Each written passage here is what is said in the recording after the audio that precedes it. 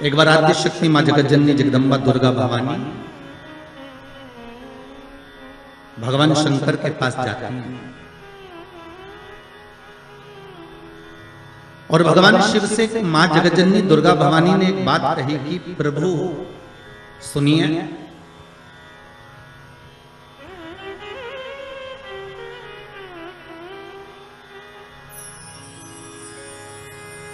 कर रही हूं कि मैं जहां जहां पर प्रभु आप वहां वहां पर हो ना। शंकर जी बोले बिल्कुल, जहां शक्ति है वहां शिव है, मैं वहां पर हूं। तो जगतजननी जगदम्बा के मुख से निकल गया प्रभु, फिर जहां पर शिव है वहां पर भी शक्ति है, जहां शंकर है वहां स्वयं आद्य शक्ति जगदम्बा पार्वती, मैं वहीं पर हूं जहां पर। शंकर भगवान ने कहा सुन पार्वती, तू जहां पर है वहां पर शंकर है। मैं विश्वास रखकर इस वचन को निश्चित कर देता हूं कि जहां पार्वती है वहां शंकर है, वहां शिव है। पर पार्वती मैं ये नहीं कह सकता कि जहां शंकर है वहां पार्वती।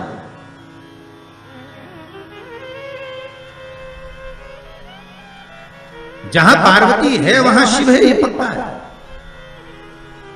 जहां पार्वती है वहां शंकर है, ये निश्चित है, ये पक्का है। पर जहां शंकर सुता है, जहां शिव है, वहां पार्वती हो, ये पक्का नहीं। इसको मैं निश्चित नहीं कर सकता, इसको मैं पक्का नहीं कर सकता। पार्वती जी की आंखों से अश्रु बहने लगा। माता पार्वती के नयन अश्रु बह रहे हैं और माता पार्वती के जब नयन अश्रु बह रहे हैं तो भगवान शिव ने पूछा क्या बात है पार्वती, हुआ क्या? आपकी आंखों में आंसू कैसे आ गए?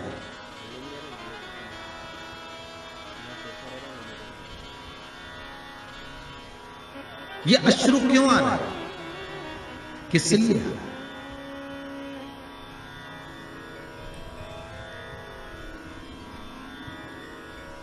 आज हमारे यजमान कह रहे थे कि गुरुजी जरा हमारी धर्म पत्नी को समझाना, थोड़ा सा क्रोध कम करे हो। तो हमने कहा जरा तुम अपनी धर्म पत्नी से बात करवाइए। तो उन्होंने अपनी धर्म पत्नी से बात कराया तो उनको देखकर लगा कि क्रोध तो करती होंगी पर यह भी पक्का है कि इनका स्नेह पति के प्रति ज्यादा ही होगा, क्योंकि शिव महापुराण की कथा कहती है कि पार्वती ने शंकर भगवान से 2 वर मांगे थे काशी की भूमि में। पार्वती जी ने शंकर भगवान से 2 वर मांगे थे। पहला वर माता पार्वती ने शिव जी से मांगा था कि पहला वर दीजिए जिस पति पत्नी में झगड़ा हो उसमें प्रेम बहुत बढ़े। तो शंकर भगवान ने कहा तथास्तु। तो उसका एक असर तो आज दिख गया, ठीक है। मतलब जब बात सामने आ जाए तो समझ लो कि मतलब शिव जी ने जो वर दिया था वो गलत नहीं है कि जहां पर प्रेम बहुत हो। पार्वती जी कह रही है कि ऐसा वर दो जहां प्रेम,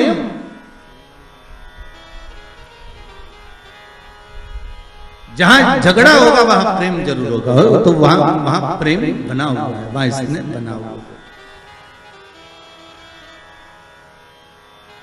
और दूसरा बार माता पार्वती ने मांगा था कि काशी में जो मरेगा, काशी में जिसके प्राण छूटेंगे उसको गुरु मंत्र आपको देना पड़ेगा। इसलिए भारत की भूमि के सबसे ज्यादा मुर्दे, भारत की भूमि के सबसे ज्यादा शव अगर कहीं जलते हैं तो वो काशी में जलते हैं, क्योंकि शंकर भगवान ने पार्वती को यह वर प्रदान किया था। अगर आप कह रही हो तो ठीक है कि काशी में जो मरेगा उसको गुरु मंत्र में दूंगा, पर पार्वती जी के मन में आया कि आपने तो कह दिया कि काशी में जो मरेगा गुरु मंत्र आप दोगे, पर प्रूफ क्या रहेगा, सबूत कि आपने गुरु मंत्र दिया। ये सबूत कहां से आया? ये सबूत का भान कहां से रहेगा? तब भगवान शिव ने कहा क्या चाहती हो आप बताओ। तो पार्वती जी बोली आप हमको वर दीजिए कि काशी में जो मरेगा ना उसके सीधे कान में गुरु मंत्र आपको देना पड़ेगा। शंकर भगवान के हम तो उलझ गए, वर दे के। कभी कभी अगर पति बोल दे पत्नी को तो क्यों चिंता करती है, मैं बैठा तो हूं, अरे एक अंगूठी क्या मैं तुझे 10 अंगूठी दिला दूंगा। तो पत्नी हमेशा याद करके वही बोलती है, करवा चौथ का चांद बार में देखती है, बोले अंगूठी की बोलती है। क्यों जी वो आपने बोला था तो वो कहा है। अब पार्वती मैया तो मौन। शिव जी ने पूछा पार्वती तू चुप क्यों हो गई। पार्वती जी बोली मेरा दूसरा वर कि काशी में जो मरेगा उसको गुरु मंत्र आपको देना पड़ेगा। तो वो गुरु मंत्र कब दोगे। शंकर भगवान ने कहा ऐसा कोई होता है कि संसारिक मनुष्य को, मानव को, ये मनुष्य को और गुरु मंत्र में, इस संसार के मानव को गुरु मंत्र में प्रदान करो, ये हो सकता है क्या। नहीं नहीं नहीं, मंत्र तो आपको देना ही पड़ेगा, मंत्र तो आपको देना ही। ठीक है। पर पार्वती संसार के लोगों को अगर मैं गुरु मंत्र दूंगा तो उसमें श्रेष्ठता रहेगी क्या। पार्वती जी बोली क्यों नहीं रहेगी, आप तो मंत्र दीजिए बस। भगवान शिव ने वचन दे दिया ठीक है अब तू बता, मैं गुरु मंत्र देने को तैयार हूं, मैं गुरु मंत्र दे देता हूं। क्या करना है। पार्वती जी ने कहा आप एक काम करना, मरने वाले के सीधे कान में गुरु मंत्र दे देना और सीधे कान में गुरु मंत्र देकर और उस कान को बस मोड़ देना। आप मंत्र देना और कान को मोड़ देना, मैं समझ जाऊंगी कि आपने मंत्र दे दिया। शिव जी ने कहा वचन दे दिया ठीक है। तो इसलिए आज भी नियम है महाराज, दुनिया के लोगों का आज भी भाव ये वर्णन करता है कि काशी में मरने वाले का सीधा कान अपने आप टेढ़ा हो जाता है। आज भी लोग भाव में कह देते हैं कि काशी अभिमुक्त नगरी, काशी मोक्ष नगरी है। और कितने किस्मत वाले हो भाई आप लोग, हो पंडितारा वालों। आपके यहां से तो काशी लगभग कितना होगा, 130 किलोमीटर के लगभग होना चाहिए, 130 किलोमीटर। कितने भाग्यशाली हो। शास्त्र कहता है काशी काशी काशी काशी 5 बार बोल ले जीव तो ही गंगा मैया का दर्शन हो जाता है? अभिमुक्तता प्राप्त हो जाती है। सहज थोड़ी ना काशी। तो पार्वती जी की आंख में आज अश्रु देखे। जब पार्वती जी की आंख में अश्रु देखे तो शिव जी ने पूछा बात क्या है, तुम बोलो आज पार्वती क्या हो क्या गया। पार्वती जी बोली बस बात इतनी सी है कि आप बोल रहे हो, मैंने कहा कि जहां मैं हूं वहां शंकर है, तो बिल्कुल पक्का, पर आप कह रहे हो जहां शंकर है वहां पार्वती नहीं है।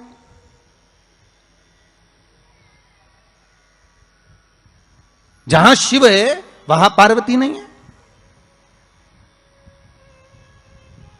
आखिर क्यों, किस लिए। शंकर भगवान कहते हैं ओगढ़दानी त्रिकालदर्शी कैलाशी मेरा शंभु, मेरा शंकर, मेरा ओगढ़दानी, मेरा भूतेश्वर, मेरा भूतनाथ, मेरा त्रिकालदर्शी, मेरा महामृत्युंजय कह रहे हैं। हरि पार्वती तू जानती नहीं है, तू मुझे पहचानती नहीं।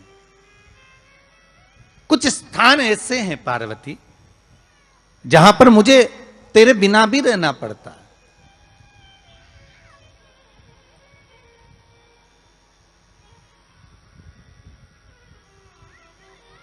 पार्वती जी ने हाथ जोड़कर निवेदन करा, प्रभु कोई एक स्थान ऐसा बता दो जहां शंकर हो और शंकर के साथ आद्य शक्ति पार्वती भी हो।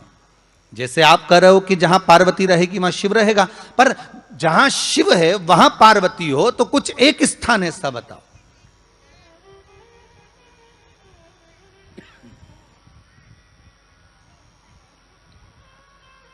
वो स्थान हमको दे दीजिए। शंकर भगवान ने कहा वो स्थान है कुंभ, कलश। कौन सा स्थान, जम के बोलिए। कलश, कलश देखा है आप लोगों ने, कुंभ कलश।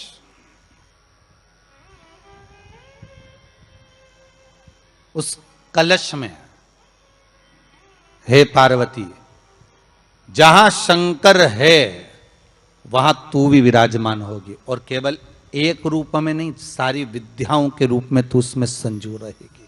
केवल एक कलश। आज नया संवत्सर है, नूतन वर्ष है। पूरे भारत की भूमि पर और मेरे भारत के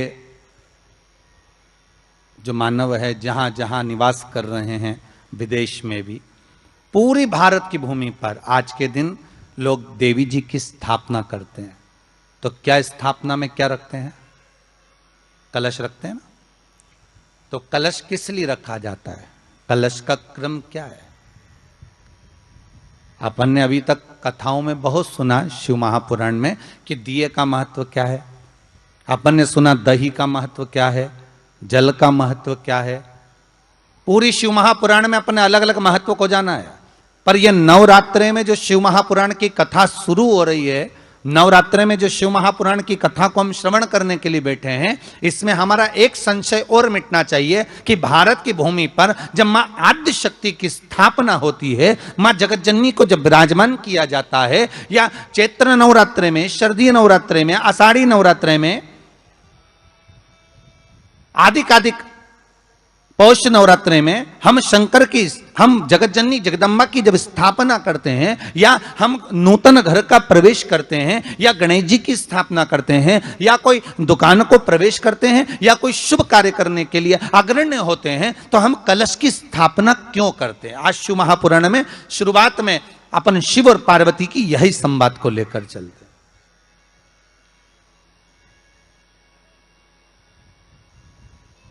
आखिर कलश में ऐसा क्या है?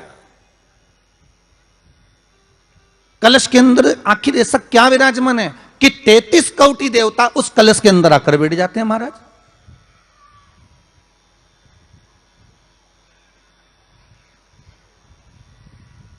आप कोई यज्ञ करने जा रहे हो, आप कोई पोथी पुराण करने जा रहे हो, आप कोई अच्छा कार्य करने जा रहे हो, तो ब्राह्मण देवता कह देते कलश की स्थापना होगी, कलश की शोभा यात्रा निकलेगी, कलश यात्रा निकलेगी, कलश विराजमान होगा। और आज हर की पौड़ी पर, प्रयागराज में, या उज्जैनी में, नासिक में जो बड़े बड़े कुंभ के मेले होते, कुंभ का मतलब भी तो कलश से होता है। उसकी महत्वता क्यों है? उस कुंभ की, उस घड़े की महत्वता कहां से प्रकट हो गई? शिव महापुराण की कथा कहती है महाराज, भगवान औघड़दानी शंकर स्वयं आद्य शक्ति जगदम्बा से कहते हैं कि जगदम्बा तू क्या चाहती है बोल। तो जगतजननी जगदम्बा कहती है कि जहां मैं हूं वहां शंकर है। ये आपने कह दिया, पर जहां शंकर है वहां पार्वती का होना जरूरी है। उसके लिए सिद्ध करने के लिए एक स्थान ऐसा बनाया जाए जहां पर शंकर विराजमान है और शंकर के साथ पार्वती विराजमान है। तो शिव जी ने कहा, पार्वती उसके लिए मैं तुझे एक सुंदर कलश का निर्माण कर देता हूं। दुनिया का रचनाकार, दुनिया की रचना करने वाले महाराज, संपूर्ण ब्रह्मांड की रचना करने वाले, जिनको भगवान शिव ने स्वयं ब्रह्मदेव से कहा है कि ब्रह्मा जी तुम सृष्टि खंड को आगे बढ़ाइए, सृष्टि की रचना करिए। और आज ही के दिन, यही चैत्रीय प्रतिपदा के दिन, यही इसको कहते हैं नया संवत्सर, नया वर्ष। हिंदू धर्म में क्यों कहा जाता है? आज ही के दिन ब्रह्मा जी ने महाराज सृष्टि की रचना करना प्रारंभ करा था। आज ही के दिन भगवान शिव और ब्रह्मा का संवाद हुआ था। सीधे भगवान शंकर ब्रह्मदेव के पास जाकर बोले थे, हे ब्रह्मदेव आप सृष्टि की रचना करिए। तो ब्रह्मा जी ने पूछा था, सारे नक्षत्र आपने बनाए, सारे दिन आपने बनाए, सारी घड़ियां आपने बनाई, सारा पल आपने बनाया, मनुष्य की श्वास गिनती, काउंटिंग, अर्थात मनुष्य के शरीर की रोमावली, ये सब आपने निश्चित करी है। मनुष्य की कितनी धड़कन चलेगी, कितनी श्वास चलेगी, 21,600 श्वास जो मानव के शरीर से प्रतिदिन निकल रही है, 3.5 करोड़ रोम छिद्र जो मनुष्य के शरीर में बने हुए हैं, ये संपूर्ण बनाने वाले आप हो। एक एक घड़ी, एक एक पल, एक एक नक्षत्र, एक एक समय बनाने वाले आप हो।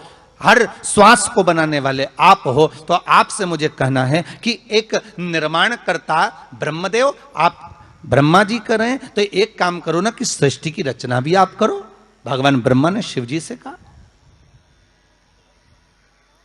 कि सृष्टि की रचना आप करिए।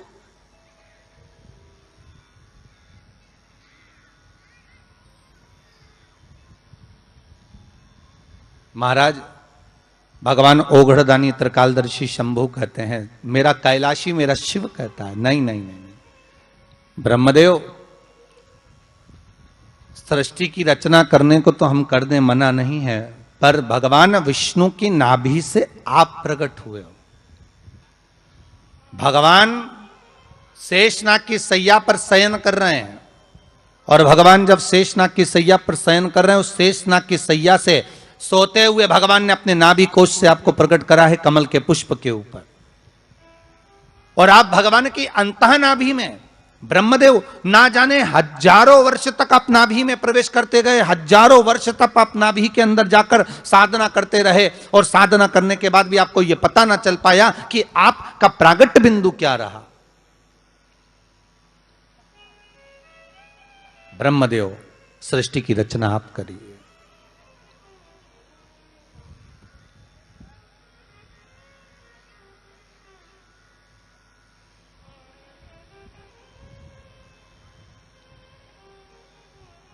ब्रह्मा जी कह रहे हैं, नाथ इस सारे ब्रह्मांड को रचना करना है, कर दूंगा, मना नहीं है, पर रचना करता भगवान ब्रह्मा जी कहते हैं कि मैं संसार को एकाग्रित करूं, उससे पहले 33 कोटि देवताओं को मुझे एकाग्रित करना, और सारे 33 कोटि देवता एक जगह पर आकर विराजमान हो जाएं, ऐसी कोई व्यवस्था करना। शंकर भगवान ने कहा बनाओ ब्रह्मदेव, तुम निर्माण करो। ब्रह्मा शास्त्र कहता है कि भगवान शिव स्वतः, शंकर तो शंकर है, भगवान शंकर ने एक मट्टी का सुंदर सा भाग ढेला एकत्रित करा, उस ढेले से भगवान ने एक सुंदर कुंभ का निर्माण करा, एक सुंदर कलश का निर्माण करा।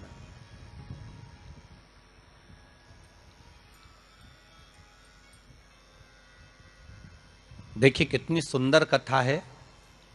अगर आप लिंग पुराण में इस कथा को निकालोगे तो एक आनंद की अनुभूति और होगी। अगर किसी के मन में संशय हो कि यह कथा कहां से ली गई है, तो लिंग पुराण में से आप इसको निकालिए। उसमें वर्णन किया गया कि सफेद मट्टी का शिवलिंग, लाल मट्टी का शिवलिंग, पीली मट्टी का शिवलिंग, काली मट्टी का शिवलिंग, उस शिवलिंग के निर्माण के पहले जब भगवान का पूजन करने के लिए पात्र की जरूरत पड़ी, तो उस पात्र का निर्माण किसने करवाया था? और सबसे पहला पात्र निर्मित, सबसे पहला पात्र का निर्माण, ये तांबा, सोना, चांदी, पीतल, इनके पात्र तो बाद में बने साहब। सबसे पहला पात्र बना ही काय का था? जम के बोलिए जरा, काय का बना था? सबसे पहला पात्र था ये मिट्टी का। आज भी हिंदू धर्म में भले तुम्हारे घर में सोने के कलश हो, भले चांदी के कलश हो, भले तुम्हारे घर में पीतल और तांबे के पात्र रखे हो, पर आज भी अगर ब्राह्मण कहेंगे कि हमें कोई यज्ञ करना है, अनुष्ठान करना है, हमें ये स्थापना करना है, तो ब्राह्मण एक ही बात कहेंगे कि तांबा, पीतल, चांदी के हमें पात्र नहीं चाहिए। ब्राह्मण कहेगा मैं मिट्टी के कलश लाकर रखो।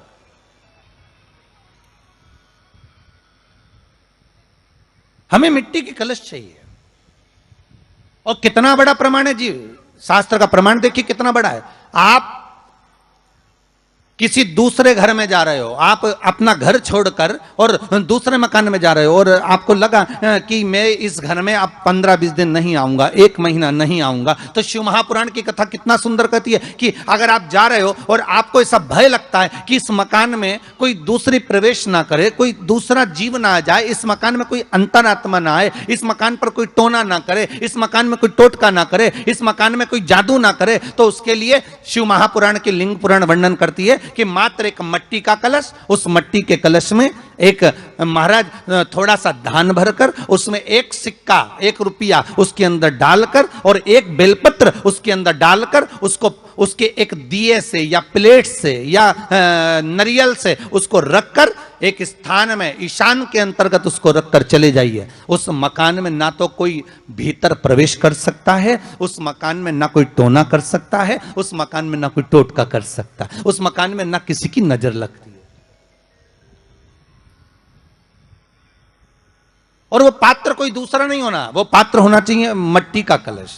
मट्टी के कलश की बड़ी महत्वता है। अब तो थोड़ा सा महाराज हो गया कि लोग हम मट्टी का कलश अगर तुम दोगे भी तो ब्राह्मण क्या काम में लेगा, तो ब्राह्मण जन कह देते हैं थोड़ा तांबे के 4 कलश लेकर आइए हो, तुम जरा स्टील के 5 कलश लेकर आइए, आप तुम तांबे के या ये बर्तन लेकर आइए। पहले इसका प्रमाण नहीं था, पहले प्रमाण था केवल मट्टी का कलश।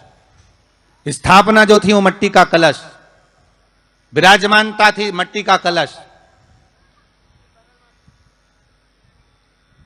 जिसका निर्माण स्वयं भगवान शिव शंकर, भगवान शंभु, भगवान त्रिकालदर्शी कैलाशी स्वयं लिंग पुराण के अंतर्गत शास्त्र वर्णन करता है कि जिसमें सुंदर शिवलिंग की स्थापना करी गई, शिवलिंग का निर्माण करने के लिए भगवान ने। और स्कंद पुराण में भी आता है यही बात, शिव महापुराण में भी आती है। और आपको पहले भी कथा में कहा कि ब्राह्मण सफेद मट्टी का शिवलिंग बना, पहले भी कथा में कहा, आज फिर कह रहा है। क्षत्रिय लाल मट्टी का शिवलिंग बना है, वैश्य पीली मट्टी का शिवलिंग बना है, शूद्र काली मिट्टी का शिवलिंग का निर्माण।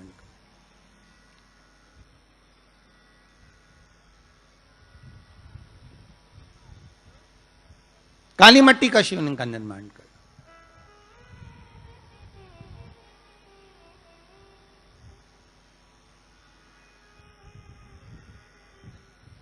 एक बहुत अच्छी बात कहें, अगर आप लोगों को अच्छा लगे तो अपनी जिंदगी में उतारना, ना अच्छा लगे तो उसको छोड़ देना, ठीक है।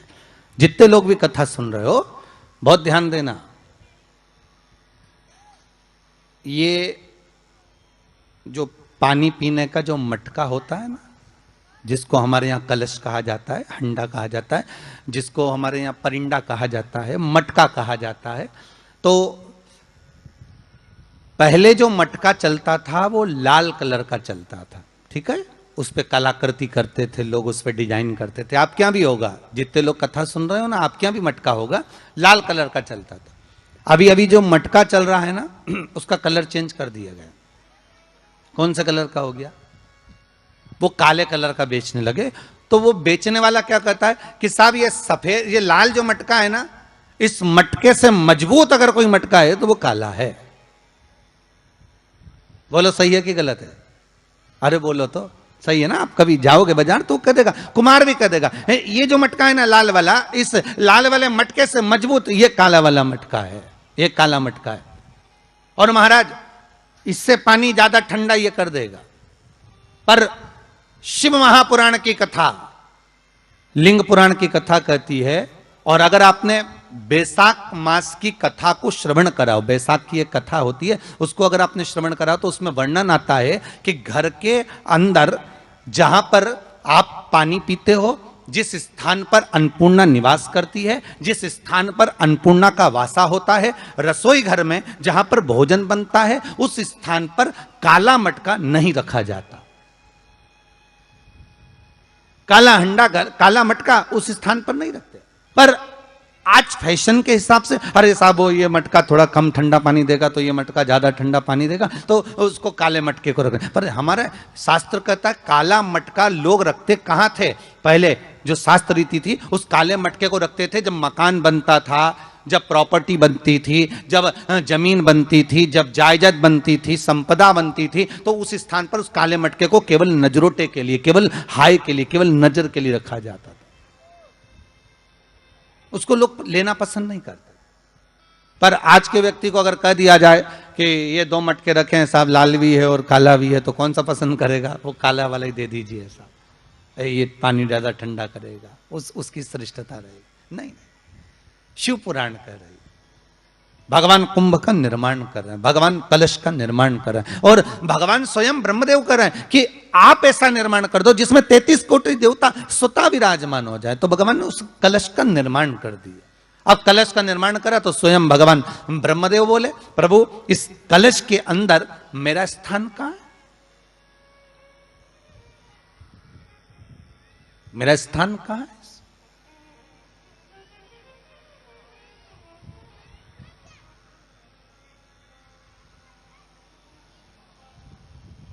बहुत ध्यान देना महाराज, कलश का जो मुख होता है उस मुख पर भगवान विष्णु का स्थान होता है। किसका स्थान है? भगवान विष्णु का। थोड़ा सा नीचे आओगे, जहां से कलश का मुख दबा हुआ होता है, वह जगह भगवान स्वयं शिव की होती है। किसकी जगह है? भगवान शंकर की। कलश का अग्रभाग, नीचे का भाग जहां से फैला हुआ होता है, वहां ब्रह्मा का आधिपत्य स्थापित होता है। फिर कलश का जो नीचे का भाग होता है वो भगवान शिव और शक्ति का स्थान होता है। कलश के बाहरी भाग में, जहां पर बाहर का हिस्सा होता है, उस कलश के बाहरी भाग में 33 कोटि देवताओं को भगवान शंकर ने लाकर विराजमान किया होता है। महाराज भगवान शंकर 33 कोटि देवताओं को निमंत्रण देकर उस कलश में विराजमान कर दिया।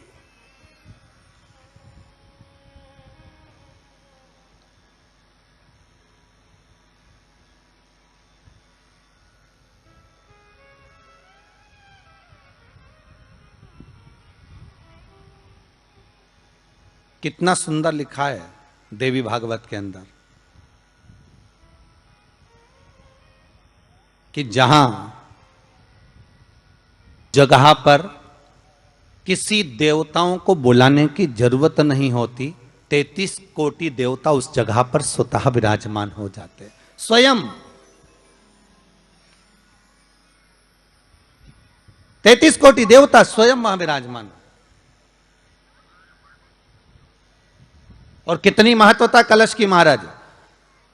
आप लोगों से भी निवेदन है, क्षेत्रीय प्रतिपदा है आज, जिनके घर में ज्यादा रोग हो, बीमारी हो, ज्यादा तकलीफें आ रही हो, कष्ट बढ़ रहा हो, बीमारियां बढ़ रही हो, या भय लग रहा हो, डर लग रहा हो, हृदय चित्त में कहीं ना कहीं आपको भय का भान हो रहा हो, तो एक लोटा पानी, एक कलश में जल भर कर रख लीजिए और रात भर उसको रखे रहने दो। नवरात्र चल रहा है, उस कलश को रात भर रखकर सुबह सुबह उस कलश में एक बेलपत्र डालकर उस जल को नीम के पेड़ के नीचे, जहां चैत्री नवरात्रि में नीम के पेड़ के नीचे सारी विद्याएं, आद्य शक्तियां, सारी देवी उस नीम के पेड़ के नीचे विराजमान रहती हैं। उस कलश में एक बेलपत्र डालकर रात भर रखकर उस जल को पूरे घर में घुमाकर उस नीम के पेड़ के नीचे समर्पित कर दीजिए महाराज। घर में भय लगना बंद हो जाएगा, कोई बड़ी बीमारी आपको घेरेगी नहीं, और उस बीमारी से, उस रोग से आप मुक्त रहेंगे।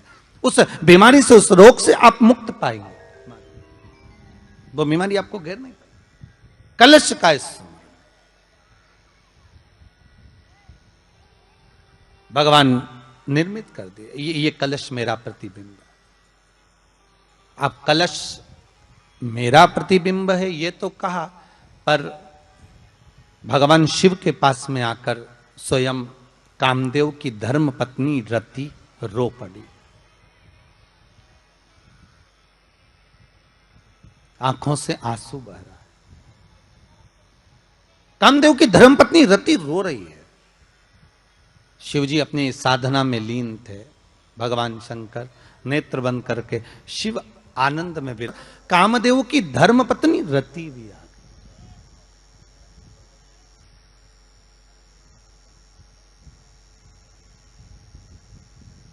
जिसके नयनों में जल भरा हुआ। शिवजी ने पूछा, बोलो रति, आप और यहां जब आपका पति जलकर भस्म हुआ तो हमने वर दिया था आपके पति को कि ये भगवान कृष्ण का पुत्र बनकर मिलेगा आपको, फिर क्यों आप यहां पर आई हो? क्या हो गया ऐसा? क्या चाहती हो आप? फिर आने का कारण क्या है आपका? किस लिए पधारी हो आप? महाराज मेरा पति जो जलकर भस्म हुआ था, उसके भस्म होने पर मेरे ऊपर भी केस लगाया। तो भाई केस तुम्हारे ऊपर किसने लगा दिया? ऐसा क्या हो गया कि तुम यहां मेरे पास में आई? प्रभु बात इतनी सी है कि मेरा पति जब आपके नेत्रों की ज्वाला द्वारा जलकर भस्म हो रहा था, उस समय पर वो आम के पेड़ पर बैठा हुआ था।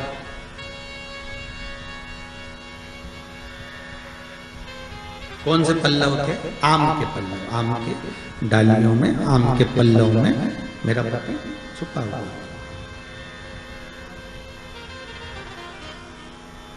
तो फिर क्या चाहती है भगवान से?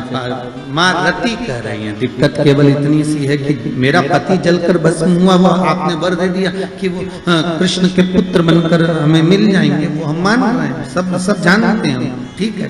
पर दिक्कत इतनी सी है कि जिस आम के पेड़ पर मेरा पति बैठा हुआ था, उसके चक्कर में वो आम का पेड़ भी जला। तो वो आम का पेड़ जो जला, उसने मुझसे कहा है कि पति का तो उद्धार हो गया, पर हमारा उद्धार कैसे? अब देखिए, कई लोग कहते हैं प्रश्न करने वाले पीछे नहीं हटते महाराज, बहुत प्रश्न करते हैं और प्रश्न कर कर पूछते हैं, गुरुजी ये कलश के ऊपर आम के पत्ते क्यों लगते हैं? उसका उत्तर है, ध्यान दीजिए। प्रश्न बहुत है तो उसके उत्तर भी बहुत है, बस उसको समझने वाला चाहिए। और आप लोगों को तो आज बहुत बहुत भगवान ने कृपा करी है, जो आप पहले दिन ही कलश स्थापना होती और पहले दिन ही आपको ये ज्ञान हो जाए कि बच्चे पूछे कि कलश क्यों रखा जाता है, कलश के ऊपर आम के पत्ते क्यों लगाए जाते हैं, कलश के ऊपर नारियल क्यों रखा जाता है, कलश के ऊपर 9 बार मोली क्यों बांधी जाती है, मोली मतलब लच्छा नाड़ा 9 बार क्यों लपेटा जाता है नारियल के ऊपर, कलश के ऊपर जब रखते हैं।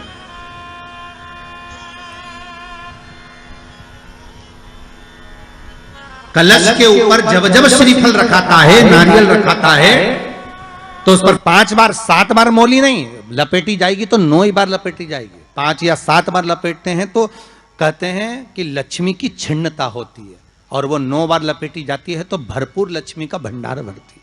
क्यों क्यों कहते हैं उसे?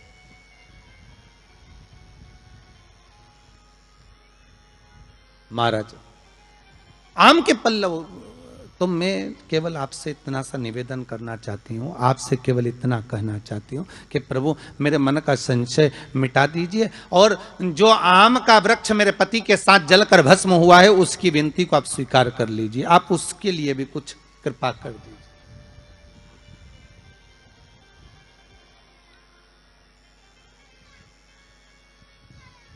इसी को कृपा कहते हैं, इसी को करुणा कहते हैं, इसी को दया कहते हैं। भगवान बोले अब आप आई हो रति, ठीक है, मांगो क्या चाहिए, बस इतनी कृपा कर दीजिए कि आम के वृक्ष का भी उद्धार कर दो।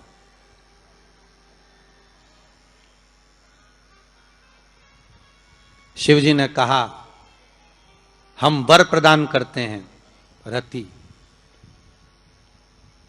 जहां शिव और शक्ति है, जहां 33 कोटि देवता इस कलश के अंदर विराजमान होंगे, उस जगह पर स्वयं कंठ पर जहां पर मेरा निवास होगा, उस जगह पर ये आम के पल्लव अमृत के तुल्य माने जाएंगे, और इनका निवास हमारे ही हाथ में, हमारे ही हस्त कमल में विराजमान होगा, हमारे ही हाथ में। कितना सुंदर है महाराज जी। उस आम के पल्लव की महत्वता को जरा जानिएगा, बहुत बहुत ध्यान दीजिएगा। आम के पत्ते देखें आप लोगों ने? अरे बोलो जम के तो बोलो, देखें। उसका प्रयोग कभी आप लोगों ने करा? आम के पत्ते का कभी प्रयोग कर कर देखिएगा।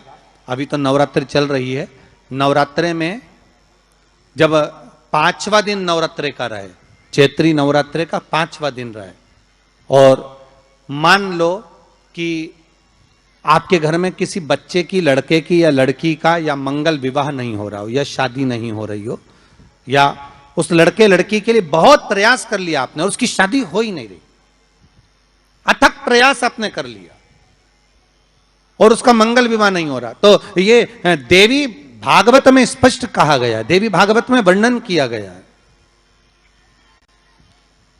देवी भागवत में वर्णित किया गया।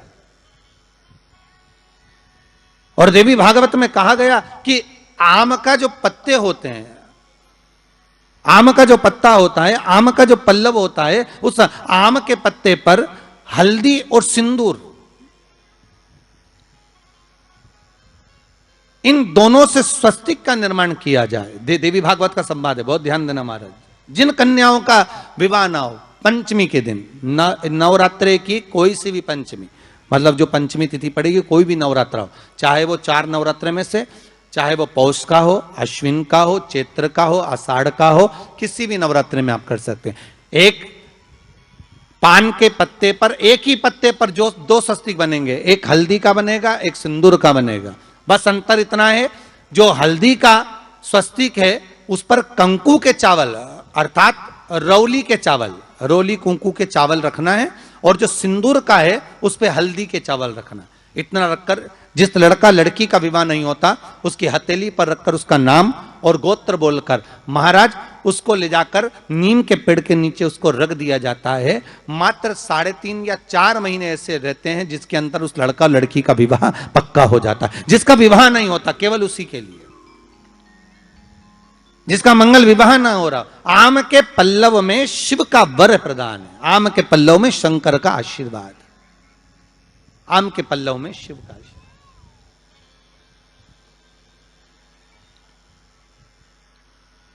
भगवान भूत भावन भूतेश्वर मेरे शिव, मेरे करुणा सागर, मेरे शंकर, मेरे त्रिकालदर्शी, मेरे कैलाशी, मेरे भोलेनाथ स्वतः कह रहे हैं, अरिरति तुम रोती क्यों है, तुम्हारे रोने का कारण क्या है? प्रभु मेरे पति के साथ ये आम का पेड़ भी जलकर भस्म हुआ, आम का पेड़।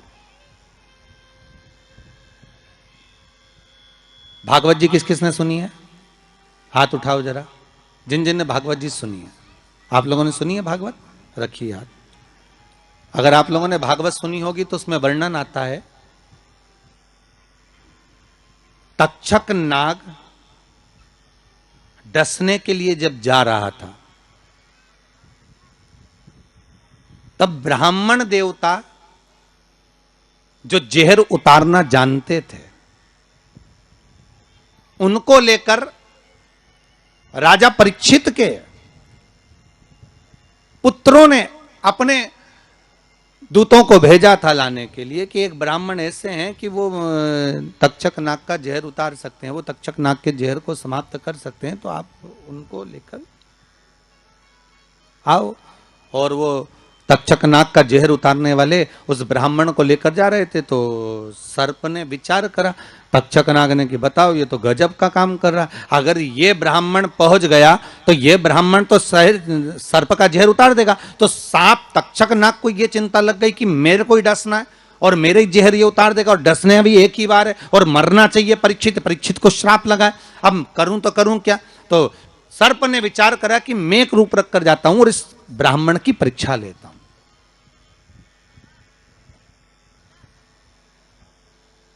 सर्प रूप रख कर गया। भागवत आप लोगों ने श्रवण करी होगी। तो जब तक्षक रूप रख कर गया और उस ब्राह्मण के पास में जाकर पूछा कि ब्राह्मण देवता ये बताओ कि आप कहां जा रहे हो? तो ब्राह्मण बोला आपको नहीं मालूम, राजा परीक्षित को सांप डसने वाला है तक्षक नाग और मैं जहर उतारना जानता हूं। अच्छा आप जहर उतार दोगे? हाँ। तो किस लिए जा रहे हो? जहर उतारने के लिए। तो जहर उतारने क्यों जा रहे हो? तो कहा राजा है राजा, जब राजा का जहर उतारेंगे तो मुद्रा भी कितनी मिलेगी आपको मालूम नहीं है क्या? अच्छा ब्राह्मण देवता इसलिए जा रहे हो? हाँ। पर उसको तो किसी संत ने श्राप दिया। अरे तो श्राप संत ने दिया है, हम ब्राह्मण हैं, हमारा कर्म है किसी को बचाना, तो हम तो बचाएंगे। अच्छा आप में इतनी सामर्थ्यता है कि आप तक्षक नाग का जहर उतार दो? अरे तक्षक नाग आकर अगर मेरे सामने खड़ा हो जाए और किसी को डस ले तो यह पक्का है कि मैं जहर उतार सकता हूं। अच्छा तो इतने में तक्षक नाग सामने बिल्कुल प्रकट हो गया और तक्षक नाग प्रकट होकर बोला, बता ब्राह्मण किसको डसूं मैं। ब्राह्मण ने कह दिया तुम्हारी मर्जी पड़े उसको डसो। सामने एक पेड़ था, उस पेड़ को ब्राह्मण ने, उस तक्षक नाग ने डस लिया।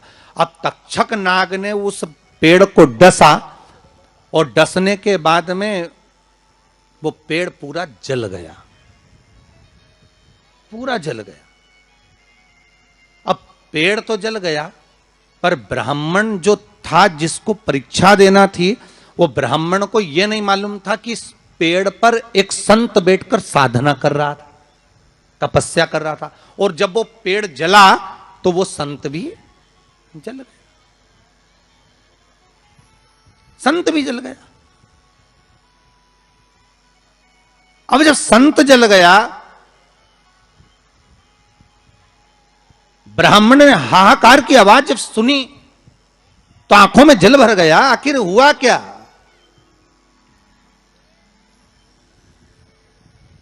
ये संत जल कैसे गया?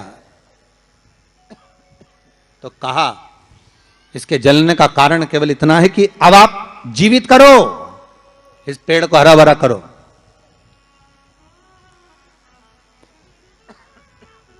इस पेड़ को हरा भरा कर दीजिए।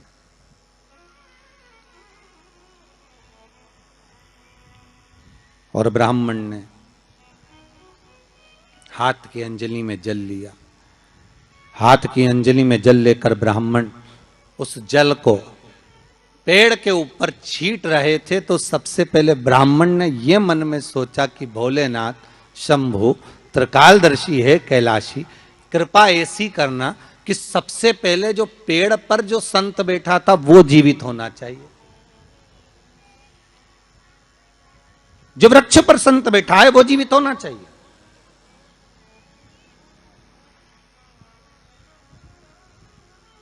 हाथ का जल ब्राह्मण ने जैसे ही छोड़ा, छोड़ते से ही पेड़ भी हरा भरा हो गया और उसके ऊपर जो संत बैठे थे वो भी जीवित हो गए।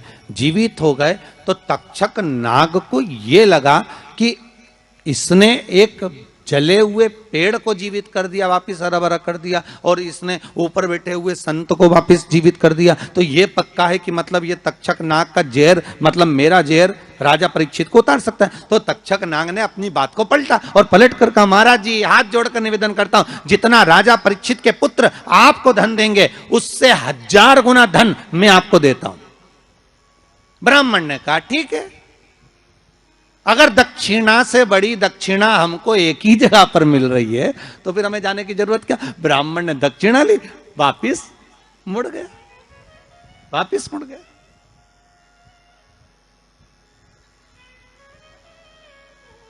अब ईमानदारी से बोलो,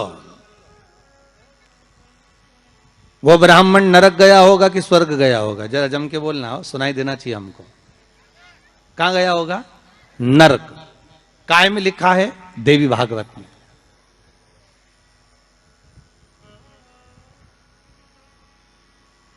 उसका कारण क्या था?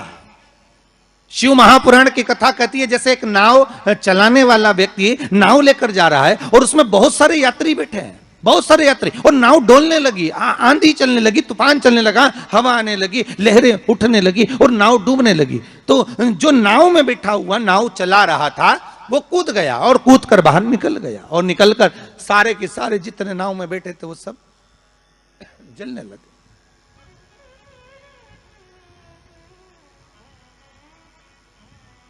जितने नाव के अंदर बैठे थे वो सारे के सारे जलने लगे।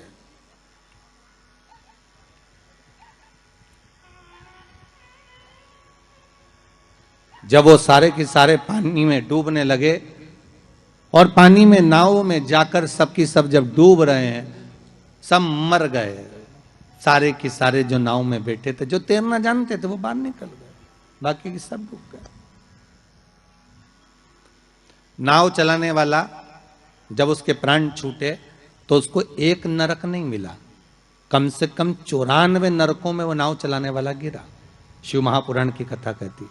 तो उस नाव चलाने वाले ने भगवान से पूछा कि मुझे इतने सारे नरक क्यों दे रहे हो? मैंने तो लोगों को गंगा से पार उतारा, मैंने तो रोज गंगा का जल पिया, मैंने तो रोज गंगा का स्मरण किया, मैं तो रोज भगवान का दर्शन करता था, मैं रोज गंगा से पार उतरता था, दुनिया के लोगों को मैं पार उतारने का काम करता था। तो भगवान ने कहा गलती केवल तुमने एक कर दी, तुमने अपने प्राण बचाए। अगर तुम 2 लोगों के भी प्राण बचाते बचाते मर जाते तो तुमको वैकुंठ मिल जाता, पर खुद के प्राण बचाए और दूसरों को मरने दिया, इसलिए तुमको नरक मिला, इसलिए तुम्हें नरक प्राप्त हुआ। शिव महापुराण की कथा कहती है, जिस पर दुनिया को विश्वास होता है, दुनिया को जिस पर विश्वास है, जिससे आज कोरोना महामारी के चलते हुए, इस कोरोना महामारी को देखते हुए, इस वायरस को देखते हुए दुनिया का विश्वास डॉक्टर पर टिका हुआ है। औषधि देने वाले, दवाई देने वाले उन डॉक्टरों पर दुनिया का विश्वास टिका हुआ है। तो डॉक्टर का क्या फर्ज है? जैसे नाव चलाने वाले का फर्ज है कि बचाते बचाते भगवान करे भले तुम्हारे प्राण छूट जाते तो तुम्हें स्वर्ग मिल जाता। युद्ध के मैदान में सैनिक युद्ध करते करते मर जाता तो उसको वीरगति प्राप्त हो जाती, पर खुद के प्राण बचाने के चक्कर में आप दुनिया को धकेल दो, ये श्रेष्ठता नहीं।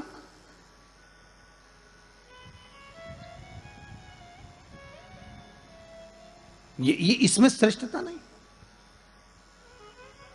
जब तक उस शरीर में प्राण है, जब तक उस शरीर में श्वास है, डॉक्टर भी अपनी जान झोंक दे कि कैसे भी मुझे इसको बचाना है, चाहे कुछ भी हो जाए, इसके प्राण बचना चाहिए। फिर धन मूल नहीं है, फिर संपदा मूल नहीं, फिर सत्ता मूल नहीं है।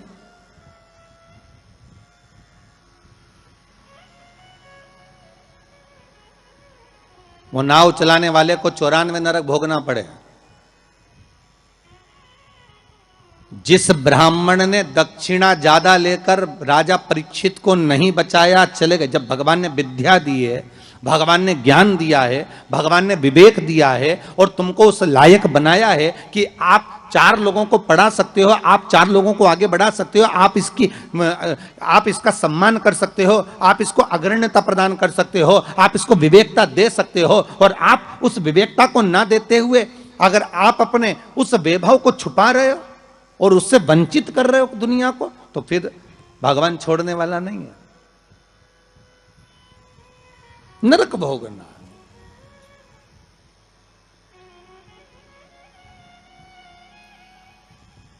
पर पांडेतारा वालों, आप लोगों ने बिल्कुल सही उत्तर दिया कि उसने दक्षिणा ज्यादा ले ली और वापस निकल गया तो अपने मुख से कह दिया कि वो नरक गया। कितनी, इसी को कहते गंगा तट के श्रोता। गंगा तट के जो श्रोता होते हैं ना, बड़े आनंदमय होते। कथा जो सुनते हैं ना, उसका भाव एक आनंदित होता है कि वो अपना लक्ष्य छोड़कर, अगर चाहता तो राजा परीक्षित को बचा सकता था, पर थोड़ी सी संपदा के चक्कर में, थोड़े से धन के चक्कर में वो ब्राह्मण भी थोड़ा सा लोभ आया और लोभ के चक्कर में अपने कर्म से वंचित हो गया। तो वो चरित्र कहां गलत है महाराज जी? एक महाराज जी प्रवचन दे रहे थे, उस प्रवचन में एक गांव का व्यक्ति कथा सुनने बैठा था और खड़े होकर पूछ लिया, महाराज जी पाप के बाप का नाम क्या है? महाराज जी ने पूछा, क्या पूछ रहे हो, फिर से बोलो। तो वो व्यक्ति बोला, महाराज जी हमें दशरथ जी के पिताजी का नाम मालूम है, हमें राम जी के पिताजी का नाम मालूम है, हमें कृष्ण जी के पिताजी का नाम मालूम है, हमें सबके बाप का नाम मालूम है, बस पाप के बाप का नाम नहीं मालूम। तुम हमें उत्तर दे दो। तो महाराज जी भी मन में सोचे पाप का बाप। महाराज जी मन में सोचे हमने पूरी पुराण पढ़ी पर ये पाप का बाप तो हमें कहीं नहीं मिला, सारे शास्त्र भी उखाड़ कर देख लिए पर उसमें पाप का बाप मिलना बड़ा कठिन। अब पाप का बाप कहां से ढूंढे? तो महाराज जी ने कहा एक काम करते हैं, कल हम आपको बताएंगे, आप कल कथा में आना। और महाराज जी फिर प्रवचन देने बैठे और वो व्यक्ति फिर आके बैठ गया। अब जैसी कथा समापन हुई, महाराज जी वो फिर खड़ा हो गया, महाराज सीताराम। महाराज जी बोले सीताराम, और बोलो पाप का बाप। महाराज जी बोले बहुत अच्छा, पाप का बाप पीछे पड़ा। महाराज जी बोले कल बिल्कुल पक्का है कि तुमको तुम्हारे प्रश्न का उत्तर मिल जाएगा। अब महाराज जी ने आज भगवान को 2 अगरबत्ती लगाई कि वो नहीं आना चाहिए प्रभु, क्योंकि वो फिर आएगा, फिर प्रश्न करेगा पाप का बाप। अच्छा वो प्रश्न नहीं भी करता ना तो उसका मुंह देखकर याद आ जाता है कि प्रश्न करेगा पक्का। तो पंडित जी जब निकले ना प्रवचन के लिए तो उन्होंने भगवान को 2 अगरबत्ती लगाई, भगवान ये नहीं आना चाहिए। और पंडित जी जैसे ही बस कथा में आ रहे थे, प्रवचन देने आ रहे थे, वो रोड पे ही मिल गया पाप का बाप। अब पंडित जी मन में सोचे प्रवचन दूं कि ना दूं, बड़ा टेंशन है। अब प्रवचन दे कि ना दे यही सोचे। अब महाराज जी फिर कथा में बैठे, उसने फिर प्रश्न कर दिया महाराज कि पाप के बाप का नाम बता दीजिए। महाराज जी फिर नहीं बोले। अब नहीं बोले तो शिव महापुराण की कथा कहती है महाराज वहीं पर एक वैश्या बैठी थी कथा में, रोज कथा सुनने आती थी। उसका मन, उसका चित्त, उसकी वृत्ति कथा में बड़ी रमती।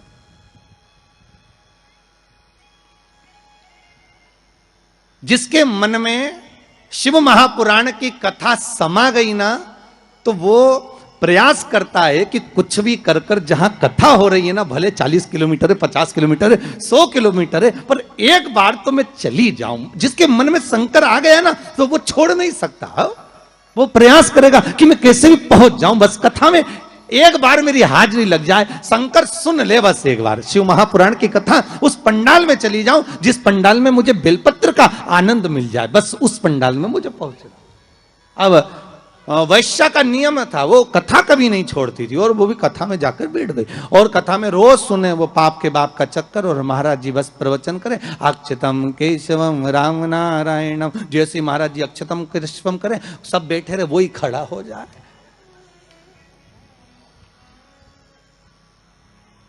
अब महाराज जी भी मन में सोचे अब क्या करें, तो महाराज जी डबल से कह रहे हैं अक्षतम कैशवम राम नारायणम कृष्ण दामोदर वासुदेवम हरे। तो महाराज जी हाथ हिलाएं कि अभी भी पाप का बाप नहीं मिला, पर वो तो वो खड़ा।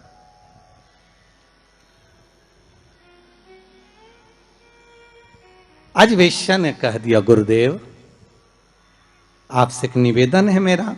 बोलिए। मैं वेश्या हूं, छुपाया नहीं। संत, सदगुरु, भगवान, माता पिता, इनसे कभी नहीं छुपाना अपने को। छुपाकर जाएंगे भी का?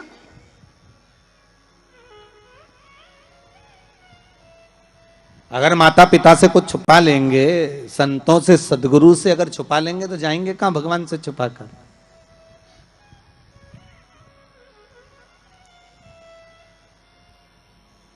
वैश्या कहती है मैं वैश्या हूं। ओ हो, आपने हमारे पांव तो नहीं छुए? संत बोले।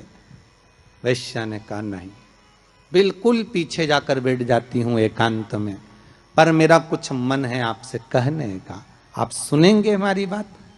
संत बोले क्यों नहीं सुनेंगे, हम तो संत हैं, बोलो क्या बात है। आप जब सुबह सुबह मंदिर जाते हो ना गुरुदेव, तो बीच में मेरा वेश्यालय पड़ता है, 2 मिनट के लिए आप पांव रख देंगे ना मेरे वेश्यालय में, मेरी जिंदगी सार्थक हो जाएगी।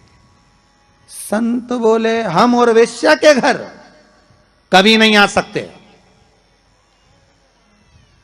कैसे मूर्खों की तरह बात करती हो आप? संत को तुम्हारे वेश्यालय में बुला रही हो, अच्छा लगेगा कोई?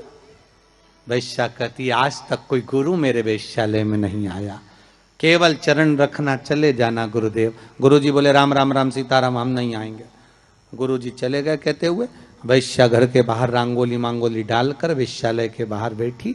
संत का आगमन हुआ वहीं से। वैश्या दौड़ कर गई, गुरुदेव ये मेरा वेश्यालय है, पांव रख दीजिए। वैश्या हम संत हैं, किसी वेश्या के यहां नहीं जा सकते, हम तुम्हारे यहां नहीं आएंगे। संत जाने लगे। वैश्या ने अपना पर्स खोला, 500 का नोट निकाला, महाराज के चरणों में रखा। महाराज जी ने जेब में रखा, जल्दी चलो हमारे पास समय कम है, जल्दी चलो। महाराज वैश्या के भवन में चले गए। वैश्या ने कहा महाराज जी बैठिए। नहीं नहीं, इतना समय कहां है बैठने का, तुमने कहा था बस पांव रख देना। महाराज जी बैठ जाइए, आपके हाथ जोड़ती हूं, 5 मिनट बैठ जाओ। महाराज जी वेश्या बोली, आज तक किसी संत ने हमारे यहां भोजन नहीं किया महाराज, कोई गुरु ने आज तक हमारे यहां भोजन नहीं करा, आप कृपा कर देंगे तो भोजन तैयार।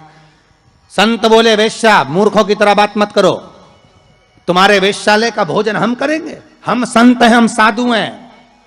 वैश्या ने 2 500 के नोट हेड़े महाराज के चरणों में रखे। महाराज बोले, जल्दी भोजन लेकर आ, समय कम है, जल्दी जा। वैश्या गई, भोजन बनाकर रखा था महाराज जी के सामने रख दिया। महाराज जी रोटी का टुकड़ा तोड़कर खाने लगे। वैश्या हाथ जोड़कर बोली, नहीं गुरुदेव, आज तक मैंने किसी संत को अपने हाथों से खाना नहीं खिलाया, आज तक मैंने किसी संत को, किसी सदगुरु को अपने हाथों से भोजन नहीं दिया है।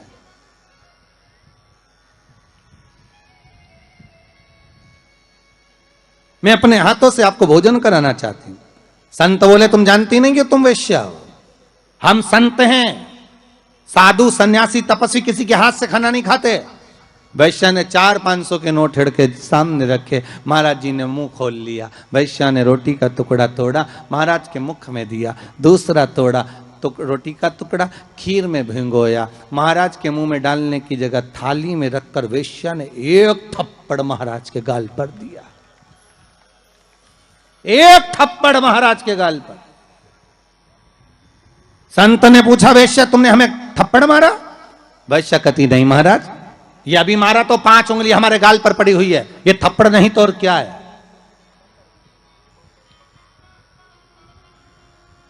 ये थप्पड़ नहीं तो क्या है? तुमने हमारे गाल पर थप्पड़ मारा?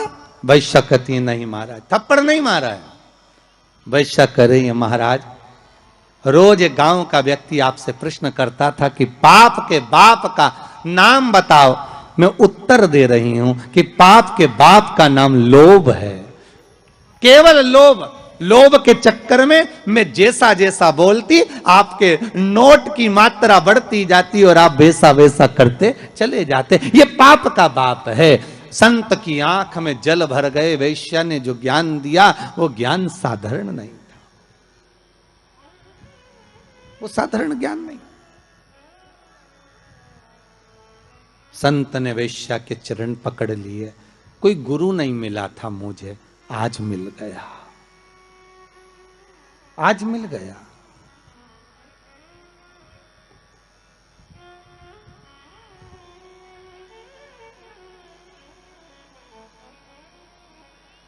पाप का तो वो जो ब्राह्मण था उसने एक गलती कर दी।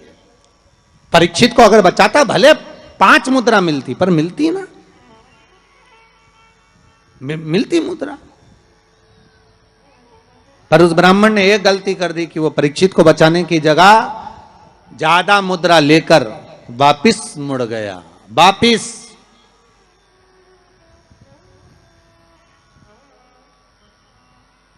जहां से ब्राह्मण वापिस मुड़ा था, आज भी अगर आप सुखताल जाएं, जहां सुखदेव जी महाराज ने राजा परीक्षित को कथा सुनाई थी, तक्षक नाग जहां आया था इस ब्राह्मण की परीक्षा लेने के लिए, और ब्राह्मण जहां से वापिस मुड़ा उस गांव का नाम है मोड़ना। आज भी उस गांव का नाम मोड़ना, वहां से मुड़ गया था वापिस ब्राह्मण, वापिस चला गया।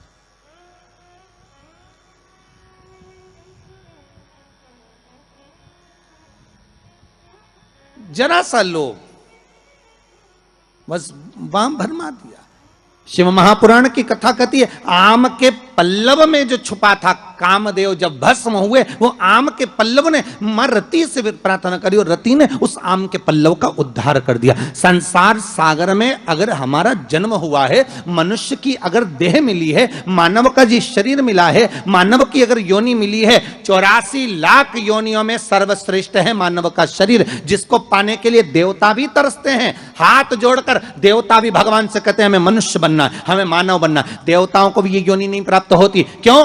क्योंकि बैकुंठ का भोग केवल भोग है, केवल भोग।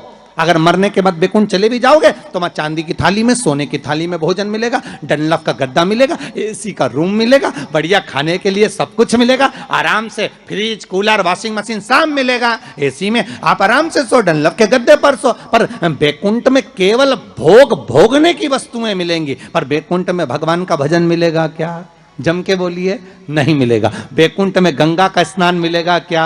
नहीं मिलेगा। बैकुंठ में शिव महापुराण की कथा मिलेगी क्या? नहीं मिलेगी। बैकुंठ में दान करने का मौका मिलेगा क्या? नहीं मिलेगा। बैकुंठ में भजन करने का मौका मिलेगा? नहीं मिलेगा। बैकुंठ में ना तो भजन मिलेगा, ना कीर्तन मिलेगा, ना नाम जाप मिलेगा, ना गंगा का स्नान मिलेगा। बैकुंठ में ना तीर्थ मिलेगा। बैकुंठ में अगर मिलेगा तो एक एसी का रूम मिलेगा, डनलप का गद्दा मिलेगा, सोने की थाली में भोजन मिलेगा, 2-4 दासियां तुम्हारा पंखा झेलेगी, पांव दबाने वाले मिलेंगे, इससे ज्यादा कुछ नहीं मिलेगा। बैकुंठ में लोग कहते हैं भगवान विष्णु मिलेंगे क्या? तो भगवान विष्णु से किसी ने पूछा तुम बैकुंठ में रहते हो? भगवान विष्णु कहने लगे मुझे तो फुर्सत ही नहीं, जहां कथा होती मैं तो वहां चले जाता। जब बैकुंठ अधिपति कथा सुनने के लिए पितरों के धाम में जाते हैं, कथा सुनने के लिए पांडतारा आ जाते हैं, कथा सुनने के लिए गंगा के घाट चले जाते हैं, तो भगवान कह रहे हैं बैकुंठ में फिर मनुष्य क्यों चाहता है बैकुंठ जाने के लिए? लक्ष्मी जी से पूछा तुम रहती हो क्या बैकुंठ में? लक्ष्मी जी बोली मैं जहां नारायण मां में, मैं क्या करूं बैकुंठ में? तो फिर बैकुंठ में क्या है? तो लक्ष्मी जी बोली 3 स्टार होटल, 5 स्टार होटल, आराम से रहो, खाओ पियो, मौज करो, और जब तुम्हारा पुण्य खत्म हो जाए, जैसे ही पुण्य खत्म वैसे ही धक्का मार के फेंक दिया। जैसे जब तक जेब में पैसा है तो होटल के अच्छे से अच्छे रूम में, खूब कुंभ के मेले में होटल बुक करो, खूब इलाहाबाद में, प्रयागराज में खूब प्रेम से रहो, और जब जेब में पैसा खत्म तो होटल वाला भी कह देगा निकलो, बाहर निकलो। तो होटल वाले से क्योंकि हमने 1 महीने का पैसा दिया था, 2 दिन तो ज्यादा रहने दे, 2 दिन क्या 24 घंटा ज्यादा नहीं रहने देगा। पैसा खत्म तो निकल कर बाहर जाओ, पैसा हो जमा करो, फिर रूम में रहो। उसी तरह बैकुंठ में जितना पुण्य है उसके बल पे रह लो, जैसे ही पुण्य समाप्त, चलो पांडे तारा वापिस पहुंच जाओ प्रतापगढ़। फिर कहोगे तुम जानते नहीं हो, हमने सियोर वाला महाराज के मुंह से शिव महापुराण की कथा सुनी तो बहुत बड़ा पुण्य कमाया। तो भगवान विष्णु बोले पुण्य तो कमाया पर खत्म भी तो हो गया, वापिस जा नीचे बैटरी चार्ज करके आ, वापिस जा, फिर कथा सुन। बड़ी मुश्किल से मिलता है ये मनुष्य का, मिलेगा। बैकुंठ चाहोगे तो मिल जाएगा, पर भोग करने के लिए मिलेगा। उसमें केवल आप भगवत भजन नहीं कर सकते, आप उसमें दान नहीं कर सकते। बैकुंठ में कोई तुम्हारे सामने हाथ फैलाकर भिक्षा मांगने नहीं आएगा। कोई बैकुंठ में तुमसे ये नहीं कहेगा कि तुम गौ माता के लिए दान दो, या तुमसे ये नहीं कहेगा कि वृद्धाश्रम के लिए दान दो, या तुमसे कोई ये नहीं कहेगा कि मंदिर निर्माण के लिए दान दो। बैकुंठ में तो तुम केवल भोग भोगोगे, और उसके बल पर भोगोगे जो तुमने दान करा, जो पुण्य करा, जो सत्कर्म करा। केवल एक मनुष्य की देह मिली है जिसमें हम दान भी करते हैं, हम भजन भी करते हैं, हम पुण्य भी करते हैं, हम सत्कर्म भी करते हैं, हम नाम जाप भी करते हैं। यह केवल एक मनुष्य की देह है, केवल एक मानव का शरीर।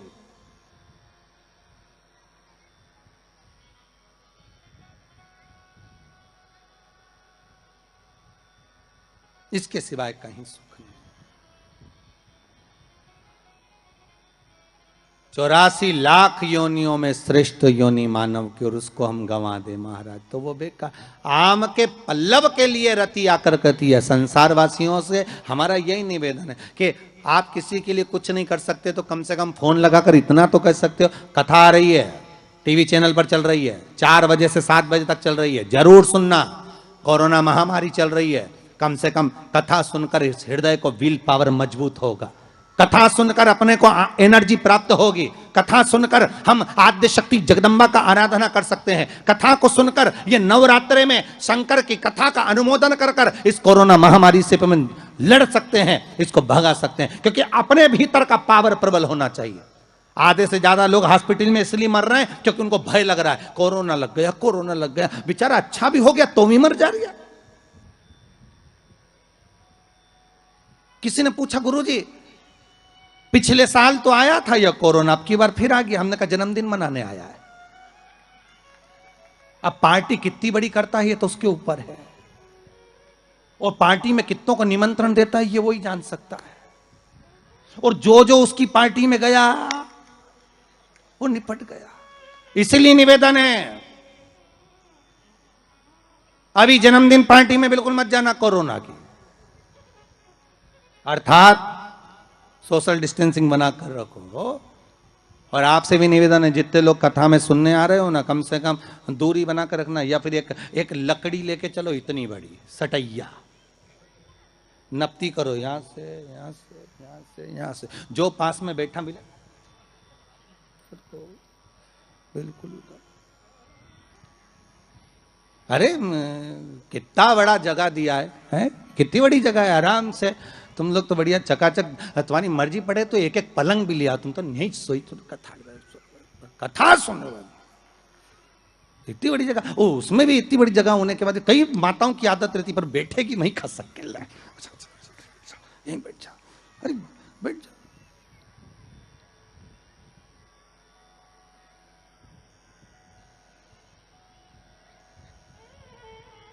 सुनो कथा। शिव महापुराण की कथा कहती है,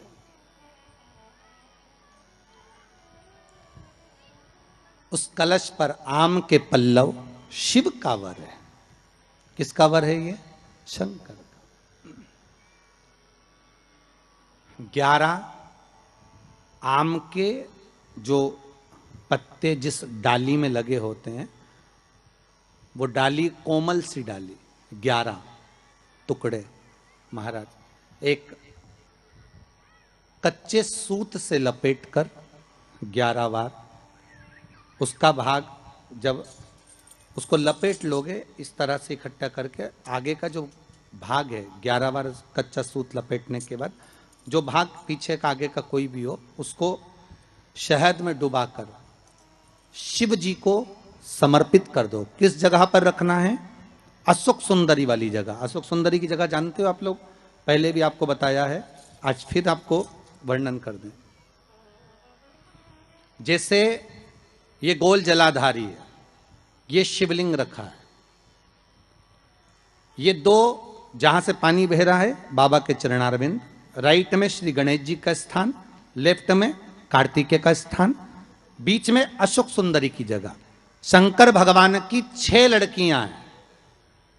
भगवान शंकर के 13 बच्चे, 13 बच्चों में से 6 लड़कियां, उस 6 लड़कियों में से एक लड़की का स्थान, भगवान शंकर की एक बेटी का स्थान, अशोक सुंदरी का स्थान सामने पद्म पुराण में स्पष्ट किया। ये स्थान अशोक सुंदरी का। शंकर भगवान की जलाधारी में पार्वती जी का हस्तकमल, ऊपर से जो एक एक बूंद पानी गिरता है, ये शंकर भगवान की 5 लड़कियों का स्थान है। जया, विषहरा, सामरी बारी, दौतली और देव। शंकर भगवान की 5 लड़कियां भगवान शंकर के मस्तक पे जल की धार गिरा रही हैं। बीच में जो अशोक सुंदरी का स्थान है महाराज, उस जगह पर शहद का मुख, जो शहद आपने भिंगोया है, उस शहद का मुख शंकर जी की ओर कर कर इसी चैत्र के महीने में, इन्हीं नवरात्रि में शंकर भगवान के उस अशोक सुंदरी की जगह पर शहद का भाग शिव जी की ओर रख दें। महाराज अगर घर में संपदा की कमी हो, या कोई पैसा खा गया हो, रुपया नहीं दे रहा हो, पैसा अटक गया हो, तो उस शहद को शिव जी की ओर मुख कर कर उस आम के पल्लव की जो डंडी है उसको 11 डंडी को वहां रख दीजिए और उससे अपनी कामना कर कर आ जाइए। हो सके उस शहद में से थोड़ा सा शहद किसी रुमाल पर, किसी कपड़े में लगाकर उसको रख लीजिए। जिस व्यक्ति से पैसे लेना है, जिस व्यक्ति से पैसे मांग रहे हो, उससे एक बार जाकर मिल लीजिए, एक बार उसको खबर कर दीजिए। बाबा चाहेगा भोलेनाथ तो नवरात्रि में ही पैसा वापिस आ जाएगा, अगर शिव कृपा कर देगा। ये बाबा की करुणा। आम का पल्लव कोई साधारण नहीं जिसको कलश के ऊपर रखा जाता है, शिव की कृपा। जिस आम के पेड़ पर स्वयं कामदेव चढ़कर भगवान शंकर के तीसरे नेत्र द्वारा जलकर भस्म हो जाते हैं, वो आम का पेड़ साधारण नहीं हो सकता।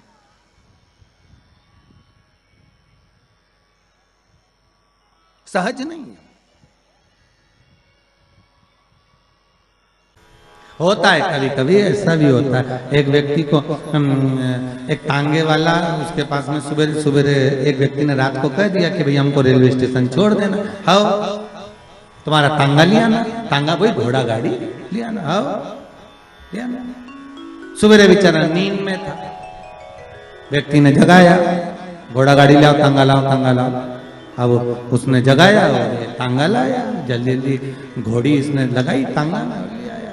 अब तांगे में सवारी भी बैठ गई। वो तांगा थोड़ी दूर चले, रुक जाए, और रुक जाए तो वो चलाने वाला नीचे उतरे, डांस करे, नाचे, फिर थोड़ा आगे बढ़े घोड़ी, फिर आगे बढ़े, फिर रुक जाए, फिर वो उतरे, फिर नाचे। सवारी ने कहा भैया हमको स्टेशन जाना है, हमारी ट्रेन छूट जाएगी, तो बार बार नाच क्यों रहा है, पागल हो गया है क्या?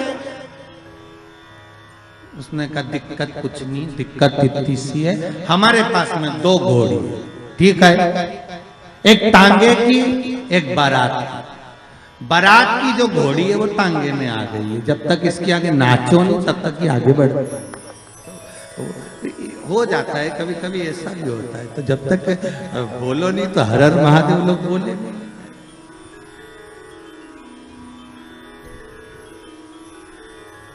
अब आम के पल्लव को बाबा ने विराजमान किया।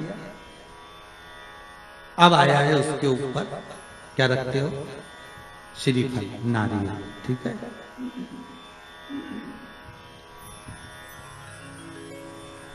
नारियल कौन, अब उसका भी प्रसंग शिव महापुराण में, स्कंद पुराण में बड़ा सुंदर है, ठीक है। भगवान शंकर और पार्वती विराजमान है कैलाश पर्वत पर।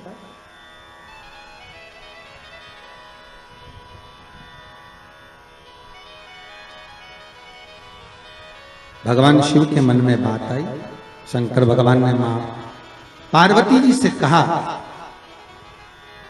ए जगत धात्री, हाँ प्रभु बोलिए, सुनो।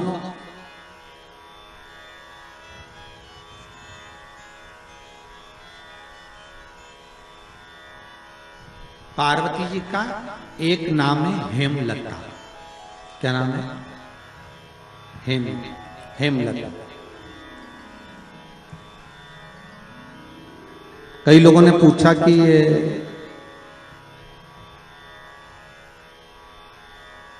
जो पार्वती जी का हेमलती जो नाम है, नाम था हेमलती, अब उसको कर दिया हेमलता, है ना। तो ये माता पार्वती का हेमलती नाम किस जगह पर पड़ा? तो देवी भागवत में आता है कि जिस जगह पर शंकर भगवान ने पार्वती से एक बात कही कि हमारा मन है कि हम दोनों बालकों की परीक्षा लें, और पार्वती जी ने जब भगवान शिव से कहा कि बच्चों की परीक्षा क्या लेना, संतान अपनी है और इनकी परीक्षा हम क्यों लें, किस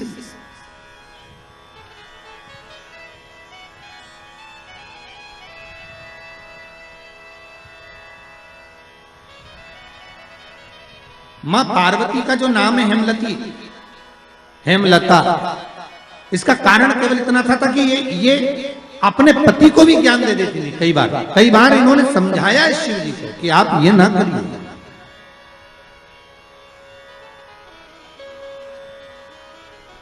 आप मत करो परीक्षा, मत लो। पर शिव तो शिव थे, बुला लिया कार्तिकेय को, गणेश जी को बुलाकर कहा,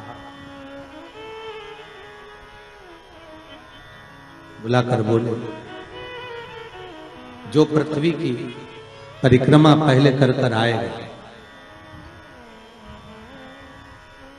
वो प्रथम गिनती में पूजा जाएगा, प्रथम भाग उसको पूज्य करते हैं, ठीक है। जाओ परिक्रमा कर कर आओ। अब गणेश जी महाराज बैठ गए चूहे पर, कार्तिकेय बैठ गए मोर पर। अब कार्तिकेय घर के बड़े थे, उनको ये बात भान नहीं थी, उनको ये बात का ज्ञान था।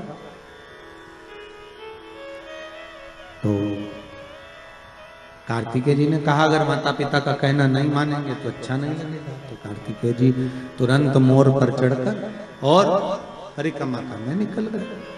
अब गणेश जी तो चूहे को बुलाए, फिर चूहा भग गया, फिर पकड़ के लाए, फिर चूहा भग गया।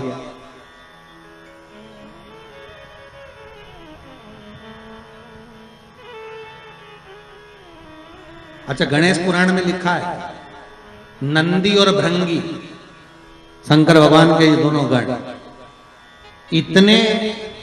इतने एबले थे महाराज कि गणेश जी जब जब चूहे पे बैठते थे और नंदी और भृंगी चूहे को अपने पास खिलाने के लिए बुला लेते।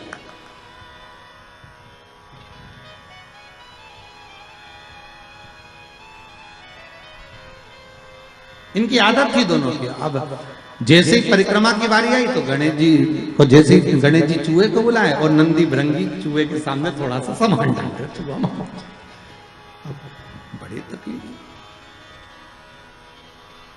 गणेश जी को लगा कि आखिर कारण क्या है, तो गणेश जी ने देख लिया कि ये नंदी भृंगी ने करी यार, तो नंदी भृंगी को देखकर कह दिया, आप नंदीश्वर, ये अच्छी बात नहीं है, आप मेरा चूहा बार बार बुला लेते हो, तो तुम ले जाओ चूहे को, जा। अब उन्होंने चूहे पर बैठ गए। बैठकर जैसे चले शंकर जी के पास में, तो शिव जी को प्रणाम कर कर कहा, पिताजी परिक्रमा करने जा रहा हूं। शंकर बोले जा। अब इनको क्या मालूम था कि यहीं लगा लेगा।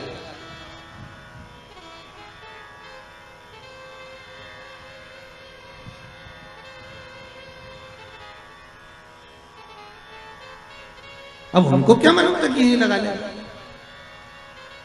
होता है जैसे कि किसी एक दुबले पतले व्यक्ति को कहीं मालूम पड़े सेना में सम्मिलित कर दिया, उसको बहुत दुबला पतला,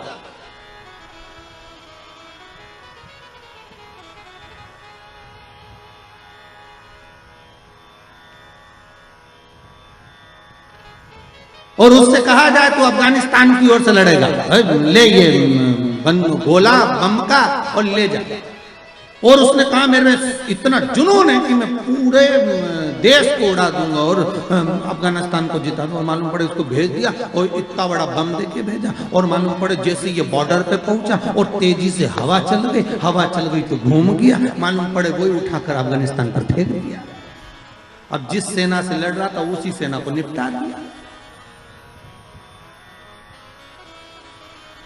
अब सोचने में सब पड़ गए कि क्यों रे, तुझे लड़ने के लिए वहां भेजा था, बम फेंकना था वहां, तो क्या गलती मेरी थोड़ी ना, बम तो मैं वहीं के लिए लेकर गया था, पर हवा गलत चल गई,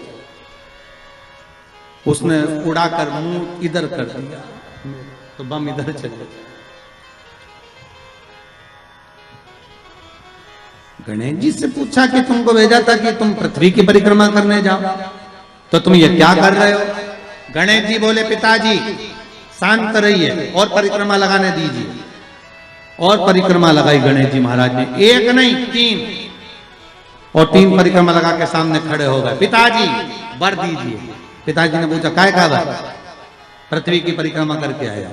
शंकर भगवान बोले, बता मेरे आजू बाजू घूम लिया और पृथ्वी की परिक्रमा कर आया।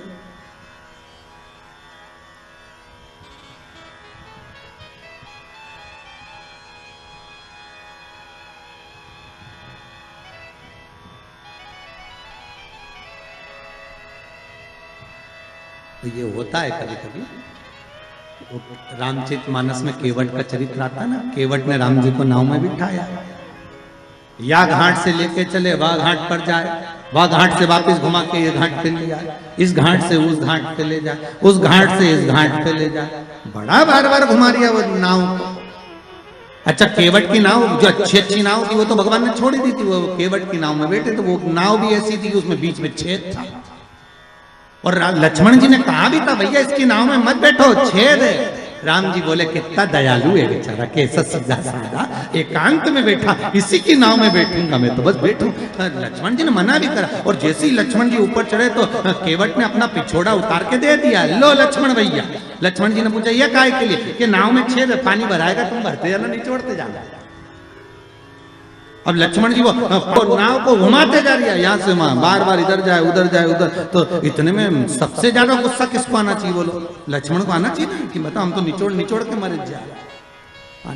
लक्ष्मण जी को जो क्रोध आया तो न राम जी को देखा, और राम जी लक्ष्मण जी की बात को जान गए, तो राम जी लक्ष्मण जी की बात को जानकर उन्होंने केवट से कहा, केवट जी प्रभु, ये घाट से वो घाट से ये घाट 10 चक्कर लगा दिए, हम थक गए, पार क्यों नहीं उतारता?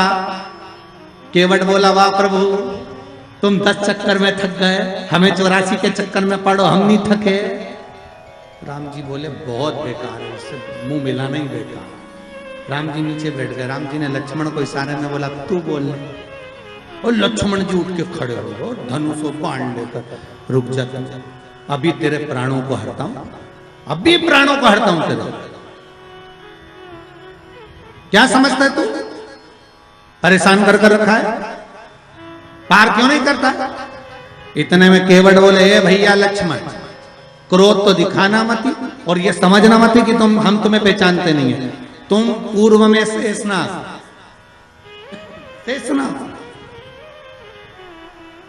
ये भगवान राम भगवान विष्णु है और ये मैया सीता लक्ष्मी जी, ये चरण दबा रही थी, ये सो रहे थे आप शेषनाग के ऊपर, हम कछुआ थे दर्शन करने आए, आपने इतनी तेज फुंकारा, मर गए तो केवट बन गए। तुम्हारे फुनकार से मरे तो केवट बने, और अभी भी घाटे में नहीं जाएंगे। तुम मार भी दोगे तो बेकुंठी जाएंगे, पर घाटा तुम्हारा है, हमारी कोई औलाद नहीं है। हम मर गए तो हमारी पत्नी अंतिम संस्कार भी तुमसे कराएगी और 12वें का भोजन भी तुम्हें ही जिमाएगी। राम जी ने कहा लक्ष्मण नीचे बैठ जा रहे, नीचे बैठ जा तू। तब माता सीता ने कहा लक्ष्मण भाई, केवट भैया पार उतारो। तब पार उतार तो यहाँ वही प्रसंग है। अब परिक्रमा लगा कर आकर खड़े होकर के आशीर्वाद दे दो, तो पूछा आशीर्वाद क्यों? तो कहा प्रभु हमने परिक्रमा करी, तो शंकर भगवान बोले आजू बाजू घूम लिया और क्या परिक्रमा कर ली, इसको कोई परिक्रमा करते हैं? गणेश जी बोले और नहीं तो माता पिता में आकाश, माता पिता में पाताल, माता पिता में पृथ्वी, सब तो माता पिता में ही और सब माता पिता में, इसलिए आपकी लगा ली, सबकी हो गई। शंकर जी खुश हो गए, शंकर जी ने आशीर्वाद दे दिया। अच्छा, बच्चों पर माँ बहुत देर में खुश होती है, पर पिता तुरंत पर्स खोल के 500 का नोट दे देता, जा माता और पिता में अंतर है। मम्मी पहले पूछेगी काय के पैसे चाहिए, ट्यूशन के, तो ट्यूशन के पैसे मैं दे दूंगी, पहले ट्यूशन वाली मिस का फोन तो आन दे मैडम का। मम्मी तू बार बार बस फोन का इंतजार कर दे, मैडम मेरे से बोली पैसे लेके आना, मत दे, पापा के पास। पापा हाँ बेटा 500 रुपए चाहिए, काय के लिए? मैडम ने मंगा। मम्मी भी माता को जा रहे, 50 बार बोल दिया इसको पैसे मत दिया करो, बच्चा बिगड़ जाएगा, पहले मुझसे तो पूछा करो। इतने में पति पत्नी से बोला, अरे ओ जगदम्बा कितनी बात पूछो तुझसे, तू शांति रख, मैंने दे दिया ना 500, देख लेंगे जो होगा। तो शंकर भगवान ने तुरंत वर दे दिया, प्रथम गिनती में तुम गिने जाओगे तथास्तु। पार्वती जी को तो मालूम ही नहीं पड़ा कि कब वर दे दिया, नहीं तो पार्वती जी तो खड़ी हो जाती। अब आ गए कार्तिक, कार्तिकेय ने आकर कहा दंडवत करता हूं पिताजी, प्रणाम, हम तुम्हें देवताओं की सेना के सेनापति बनाते हैं। कार्तिकेय की आंख से अश्रु बहे। देवताओं की सेना के सेनापति? क्या मैं प्रथम गिनती में नहीं आऊंगा? नहीं। क्यों? गणेश जी ने प्रथम गिनती में आ गए, गणेश जी ने परिक्रमा कर ली। किसकी करी? हमारी। पिताजी आपने कहा था पृथ्वी की परिक्रमा कर कर जो आएगा प्रथम गिनती में गिना जाएगा, तो पहली परिक्रमा पृथ्वी की तुमने करी, फिर गणेश ने नहीं। पार्वती जी उड़ गई, क्या बात है कार्तिकेय? कार्तिकेय ने कहा माँ पिताजी ने गलत निर्णय दे दिया। क्या गलत निर्णय दिया? गणेश जी को प्रथम गिनती में दे दिया और मैं परिक्रमा कर कर आया, सारी बात मालूम पड़ गई कि गणेश जी ने चूहे पर बैठकर शंकर पार्वती की परिक्रमा करी, ये हुआ वो हुआ, सब मालूम पड़ गया। पार्वती मैया की आंख में से आंसू बहने लगा। पार्वती उठकर खड़ी होकर शंकर भगवान से बोली, प्रभु बहुत भोले हो आप, इसलिए आपका नाम भोला शंकर है, बहुत भोले। एक बेटे को भेज दिया पृथ्वी की परिक्रमा करना और दूसरे बेटे ने आपकी परिक्रमा करी और आपने उसे वर प्रदान कर दिया। इतने भोले।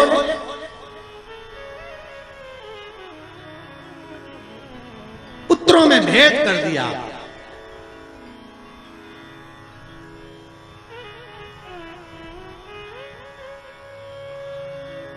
पिता भले कह देता है, बाप कह देता है मेरा बड़ा बेटा थोड़ा समझदार है, मेरा छोटा बेटा ऐसा है, मेरा मंझला बेटा ऐसा है, पिता कह देगा, पर मां हमेशा कह देगी नहीं नहीं मैंने बराबर का दूध पिलाया है। मेरे 4 बेटे, 5 बेटे, 6 बेटे, 7 बेटे, 3 बेटे, 2 बेटे, मेरे सब बराबर। ये माता का शब्द है। मां कभी अपने बच्चों में भेद नहीं।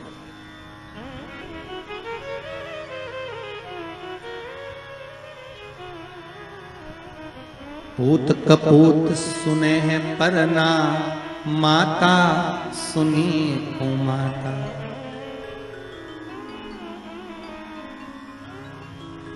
मां कभी कुमाता नहीं सुनी। पूत कपूत हो सकता है पर मां मां है। जगत जननी मां पार्वती खड़ी हो गई और इस कथा से बहुत सीखने को मिलता है। शिव महापुराण का यह चरित्र बहुत सिखाने के लिए है कि माता पिता की दृष्टि में कभी बच्चों के प्रति भेद न करना। कभी मत कहना, माँ से निवेदन है कि मेरा बड़ा बेटा अच्छा कि छोटा अच्छा, मंजला अच्छा कि संजला अच्छा, कभी मत कहना। क्यों? क्योंकि गेंद कभी भी किसी भी पाले में जा सकती है और किसी भी बहू से पाला पड़ सकता है। आप कभी मत कहो। आपके 4-5 बच्चे हैं, आप हमेशा अच्छा बोलो, मेरे बच्चे सब बढ़िया, बड़ा बेटा बहुत बढ़िया, बड़ी बहू बहुत बढ़िया, छोटी बहू बहुत बढ़िया, उससे छोटी बहुत बढ़िया, उससे छोटी बहुत बढ़िया। क्यों? अपने को करना क्या? जिस बहू के यहाँ जाओ, रबड़ी खाओ, वापिस आ जाओ। अपन बुरा भला कर करना।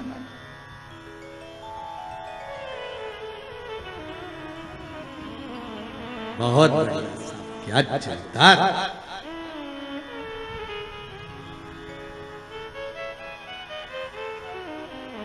बहुत जोरदार था, बहुत। मेरी बड़ी बहू बहुत बढ़िया, क्या जोरदार कपड़े सिलती है, क्या जोरदार दाल बगाड़ती है। छोटी बहुत बढ़िया बच्चों को पढ़ाती है, इतनी बढ़िया पढ़ाने में, सब बच्चों को लेके बैठ जाती, पढ़ा लेती है। उससे छोटी क्या मांडना मांडती, क्या कपड़े सिलती। उससे छोटी वो भी बहुत जोरदार भोजन पकवान बनाती।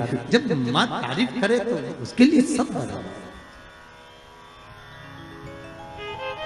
सब। जैसे शंकर भगवान कहाँ रहते हैं? जम के बोलिए शमशान। शमशान शिव जी का धाम, जहां पर सबकी शान सम है, उसी का नाम शमशान। शमशान में जो जाता है वो राख का ढेर बन जाता। राख का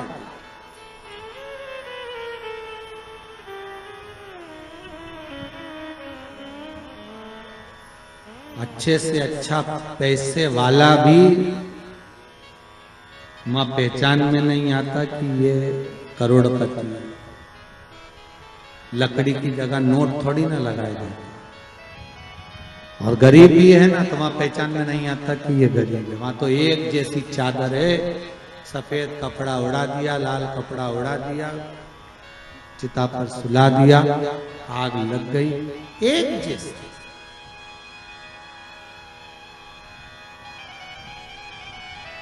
कपड़े में भले चमक ना हो पर चेहरे की चमक बता देती है कि ये कौन है। फिर वही बात कहूंगा, क्रीम की चमक 15 दिन, 20 दिन, 1 महीने रहेगी, पर अच्छे कर्म की चमक जीवन पर्यंत रहेगी। आपका कर्म हमेशा चमकता रहेगा। आप अच्छे कर्म करते रहिए, दान पुण्य सत्कर्म भजन कीर्तन स्मरण, ये श्वास चली ना चली, अंतिम श्वास कौन सी है किसको मालूम?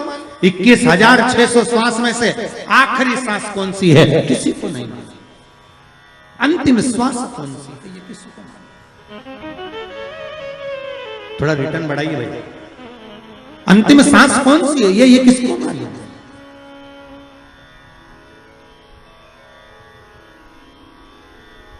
किसने देखी कि आखिरी श्वास कौन सी है? बस श्वास श्वास में राम कहो और वृथा जन्म मत खोए, ना जाने इस श्वास का फिर आवन होए ना।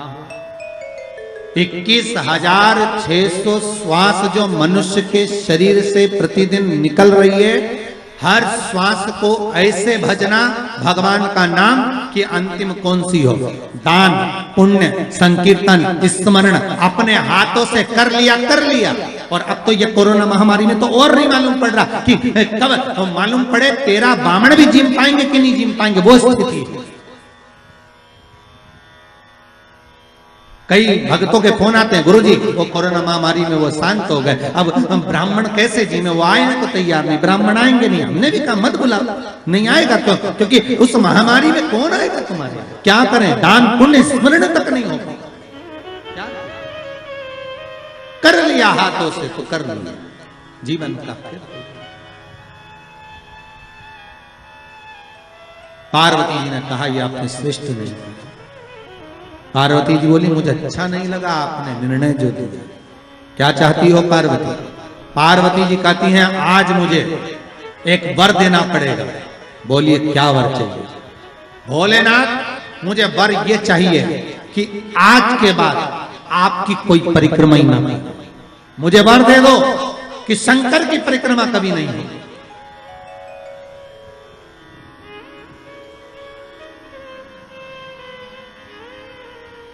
शिव की परिक्रमा का विधान नहीं होगा।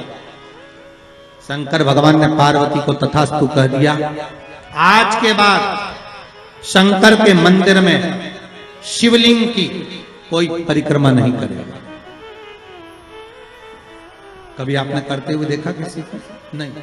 शंकर की परिक्रमा होगी तो आधी यहां से चालू होगी, वहां तक जाओगे फिर वापस यहां तक शिव महापुराण की कथा कहती है कि शंकर की आरती के बाद जो परिक्रमा भी होती है ना, वो भी पूरी नहीं करना चाहिए, आदि कर कर वापस हो जाना चाहिए। शिव की आरती के बाद कई लोग शंकर जी की आरती उतारने के बाद जो परिक्रमा करते हैं ना, आरती की थाली लेकर चारों तरफ घूमते हैं, उसको भी आधा घूमो और आधे में वापिस। शिव परिक्रमा का वर दीजिए, आप वर प्रदान करो, हमें वर दे दो। पार्वती मैं तुझे वर देता हूं कि शिव की परिक्रमा कोई नहीं करे, और अगर शंकर की परिक्रमा कोई भूल से भी करेगा तो उसको दोष लगेगा, उसका पुण्य छिन्न। इसलिए शंकर की परिक्रमा लोग नहीं करते क्योंकि उनने जो दान करा, पुण्य करा, सत्कर्म करा, भजन करा, कीर्तन करा, उसका पुण्य धीरे धीरे धीरे धीरे समाप्त होते चले जाता है, उस पुण्य की छिन्नता होती है।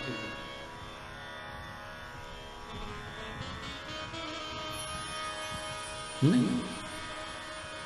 पार्वती जी बोली प्रभु हम मेरा निवेदन स्वीकार करेंगे, बोलो क्या बात है। पार्वती जी बोलती हैं आपने गणेश जी को प्रथम पद दिया है तो इस कार्तिकेय को भी प्रथम पद प्रदान करिए। शिव जी बोले ये नहीं हो सकता क्योंकि प्रथम पद एक ही होता है, प्रथम पद केवल एक होगा और वो एक पद मैंने प्रदान कर दिया। अब मैं दूसरा पद कैसे दे सकता, मैं दूसरा पद कैसे प्रदान कर सकता, मैं दूसरा पद कैसे दे सकता। पार्वती एक काम हो सकता, बोलिए प्रभु मैं कार्तिकेय को कुछ ऐसा बना देता हूं कि जहां पर गणेश प्रथम पद में रहेगा तो ये कार्तिकेय भी प्रथम पद में पूजा जाएगा। बना दीजिए। भगवान शंकर ने कार्तिकेय को श्रीफल का निर्माण कर दिया। स्कंद पुराण का क्या बनाया है? श्रीफल, नारियल। ये नारियल किसका प्रतिबिंब है? तो कहा ये कार्तिकेय जी का प्रतिबिंब है। किसका प्रतिबिंब है? कार्तिकेय जी का। तो गणेश जी की पूजन जो कलश के रूप में होती है तो उसके ऊपर जो श्रीफल रखाता है वो स्कंद देव है, कार्तिकेय। वो स्कंद देव, वो कार्तिकेय।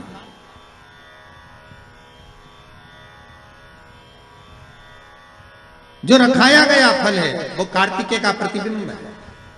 अगर प्रथम में गणेश पूजाएगा तो ये कार्तिकेय भी पूजाएगा। इसलिए श्रीफल महाराज, श्रीफल कार्तिकेय का प्रतिबिंब है।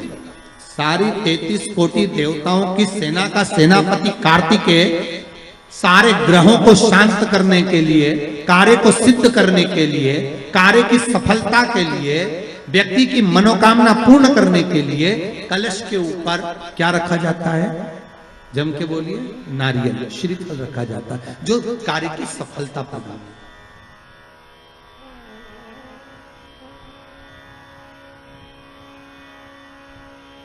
सबसे पहली नवरात्रि का व्रत किसने किया था? उत्तर दीजिए। सबसे पहला नवरात्रि का व्रत, नवरात्रि की उपासना सबसे पहले किसने करी थी? भगवान राम। अश्विन के नवरात्रि में भगवान राम ने 9 दिन तक कलश की स्थापना कर लंकाधिपति रावण को मारने के लिए मां जगत जननी की आराधना करी। भगवान राम ने मां जगत जननी की आराधना, मां जगदम्बा की आराधना।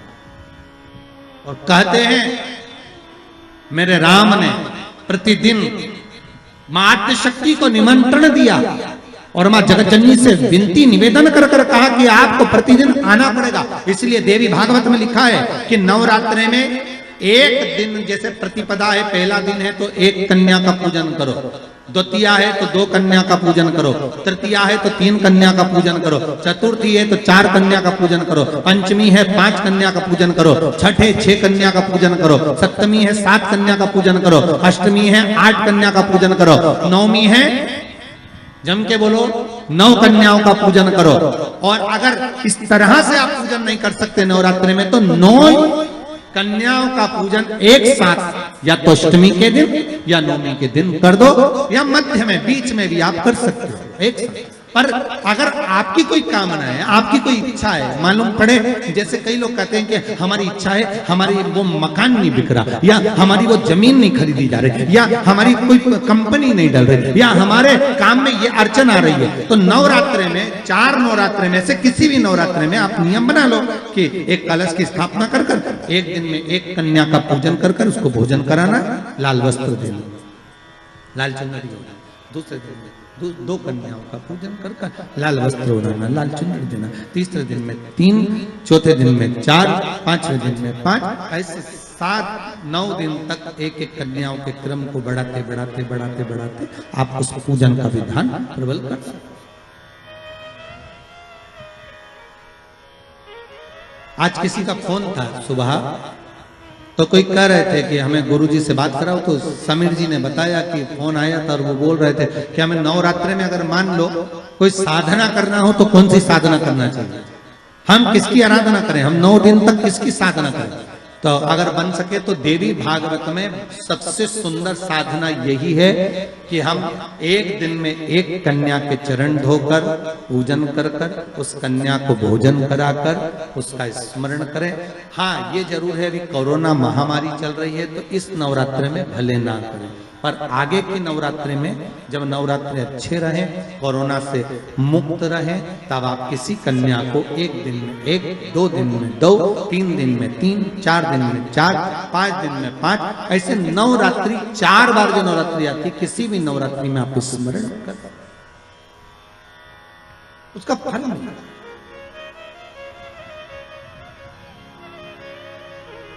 उसका फल होगा।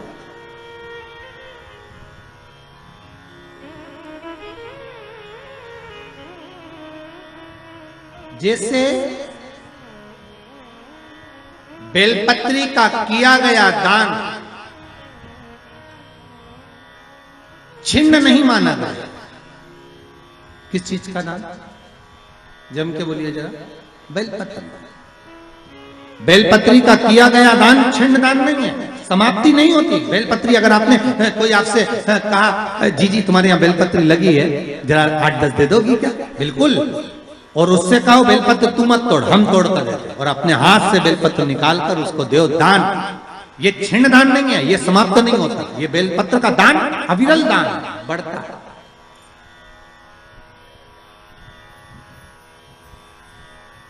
सुख का भान करता है। ये छिन्न होने वाला नहीं अभी।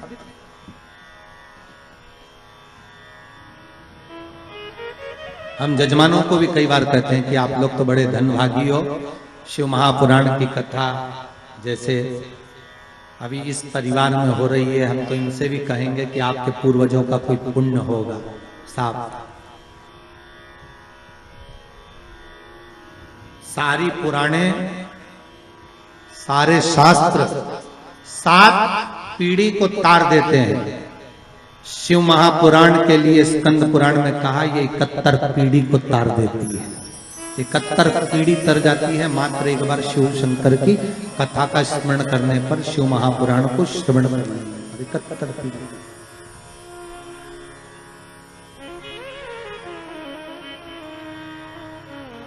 उज्जैनी में कभी आप लोग जाएं उज्जैन तो ऋण मुक्तेश्वर महादेव के मंदिर की दीवार पर लिखा हुआ है कि 71 पीढ़ी को तारने वाली होती है शिव महापुराण की। वो तो बघेल परिवार का ना जाने कौन सा पुण्य प्रबल हुआ होगा साहब।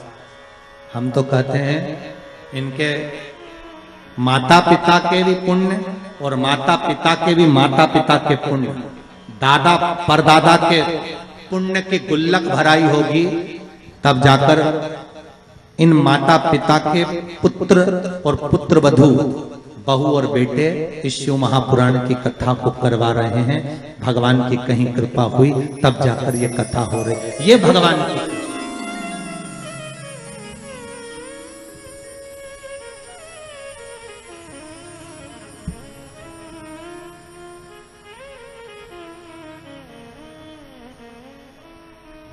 प्रभु की कृपा बिना नहीं।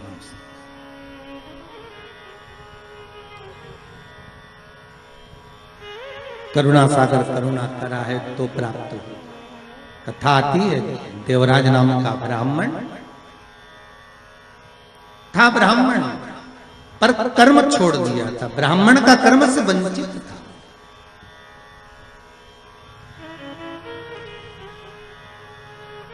चोरी का धन लेकर आता,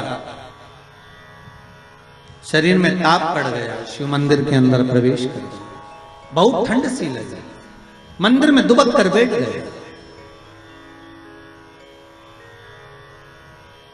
अब मंदिर में जाकर बैठे तो थोड़ी थोड़ी देर में एक शिव महापुराण का वाचन एक पंडित जी कर रहे थे। थोड़ी थोड़ी देर में चिल्लाकर बोलते थे हर हर महादेव। अब जैसे पंडित जी चिल्लाते हर हर महादेव, ये कानों को बंद कर लेता, भगवान कहां फंस गया।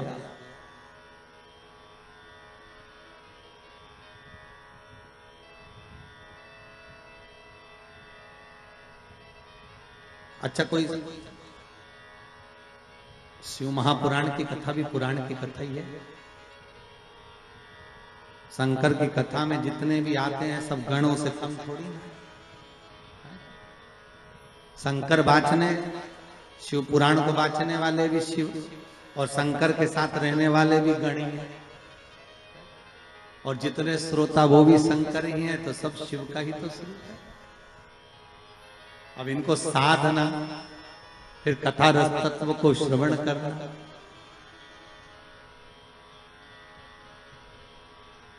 अच्छा एक तो महाराज कहीं शहर में कथा होना उसमें अंतर होता है, गांव में कथा हो उसमें अंतर होता है। और गांव में भी कथा हो तो गांव के अंदर भी गांव, और गांव के अंदर फिर गांव।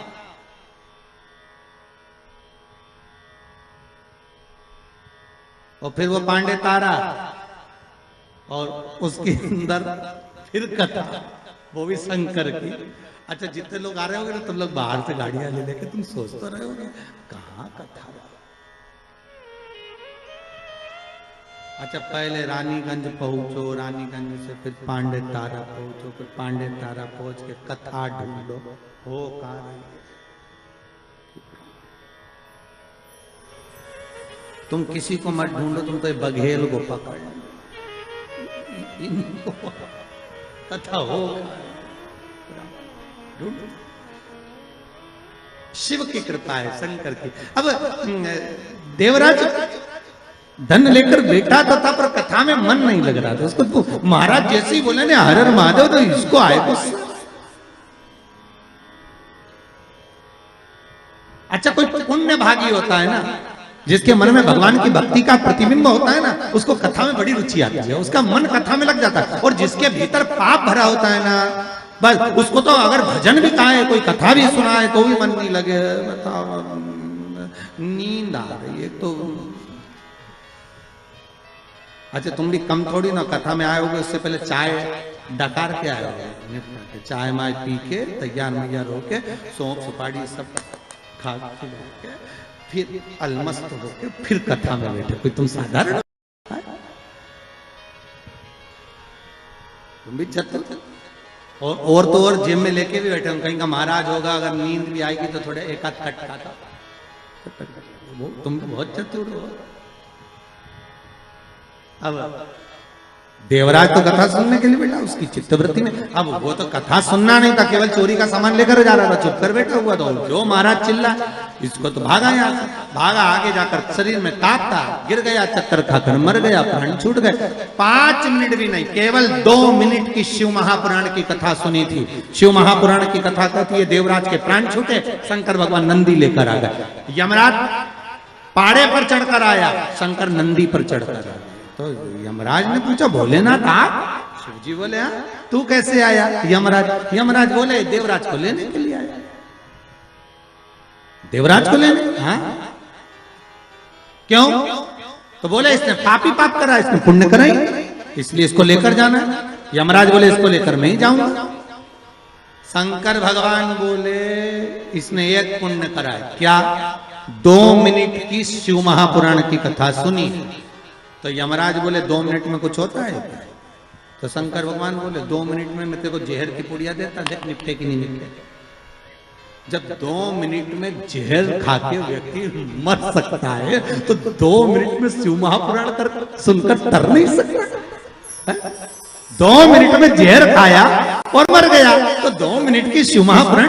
तो प्रभु 2 मिनट में क्या? शंकर भगवान बोले तो लेखा अभी देखे नहीं मरे तो ठीक। यमराज बोले कि तुम हमें निपटाने में तुले, तुम ये सोच रहे हो कि हम मर जाए। शंकर भगवान बोले या तो जहर खाकर सिद्ध कर दे कि 2 मिनट में मरा, या फिर सिद्ध ये कर दे कि ये 2 मिनट में तरा। तो यमराज बोले रेंदो दादा, हम तो अपने घर चले, तुम इसको ले जाओ। शंकर जी ने देवराज के प्राणों को लिया और नंदी पर बिठाया, और शंकर भगवान नंदी लेके डमरू बजाते बजाते कैलाश पे पहुंच गए। तो पार्वती जी ने पूछा किसको लिया है? शंकर भगवान बोले अपना भगत है। पार्वती जी बोली इतने कम है पांडे तारा, ये ढेर इतने कम थे और पकड़ के लिया है। शंकर भगवान बोले ये तो मेरे भगत है। जो शंकर की कथा को श्रवण करता है, शिव महापुराण को दिल से सुन लेता है, शंकर कहते हैं वो बैकुंठ नहीं, शंकर कहते हैं मेरे कैलाश पर हमेशा रहता है, मेरे साथ में रहता है। वो सहज कहां हो सकता? ये मेरे अपने हैं।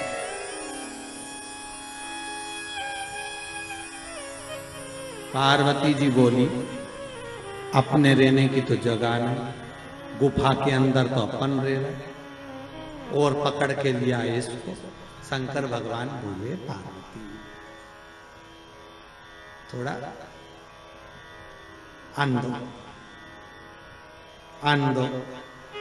पार्वती जी बोली सबको आन दो और अपन बाहर जान दो। शिव जी बोले पार्वती यही तो आनंद है, यही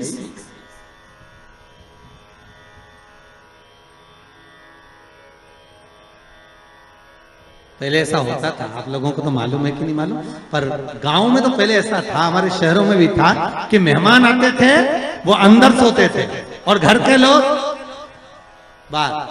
पहले से नहीं, चलो बाहर खटिया डालो सो। देवराज समय आया, आगे वर्णन आया। महाराज शिव महापुराण की कथा कहती है एक बिंदुक नाम का ब्राह्मण, वो भी अपने कर्म से वंचित था। महाराज वो भी अपने कर्म से। इसकी पत्नी का नाम था चंचुला देवी, और चंचुला देवी जो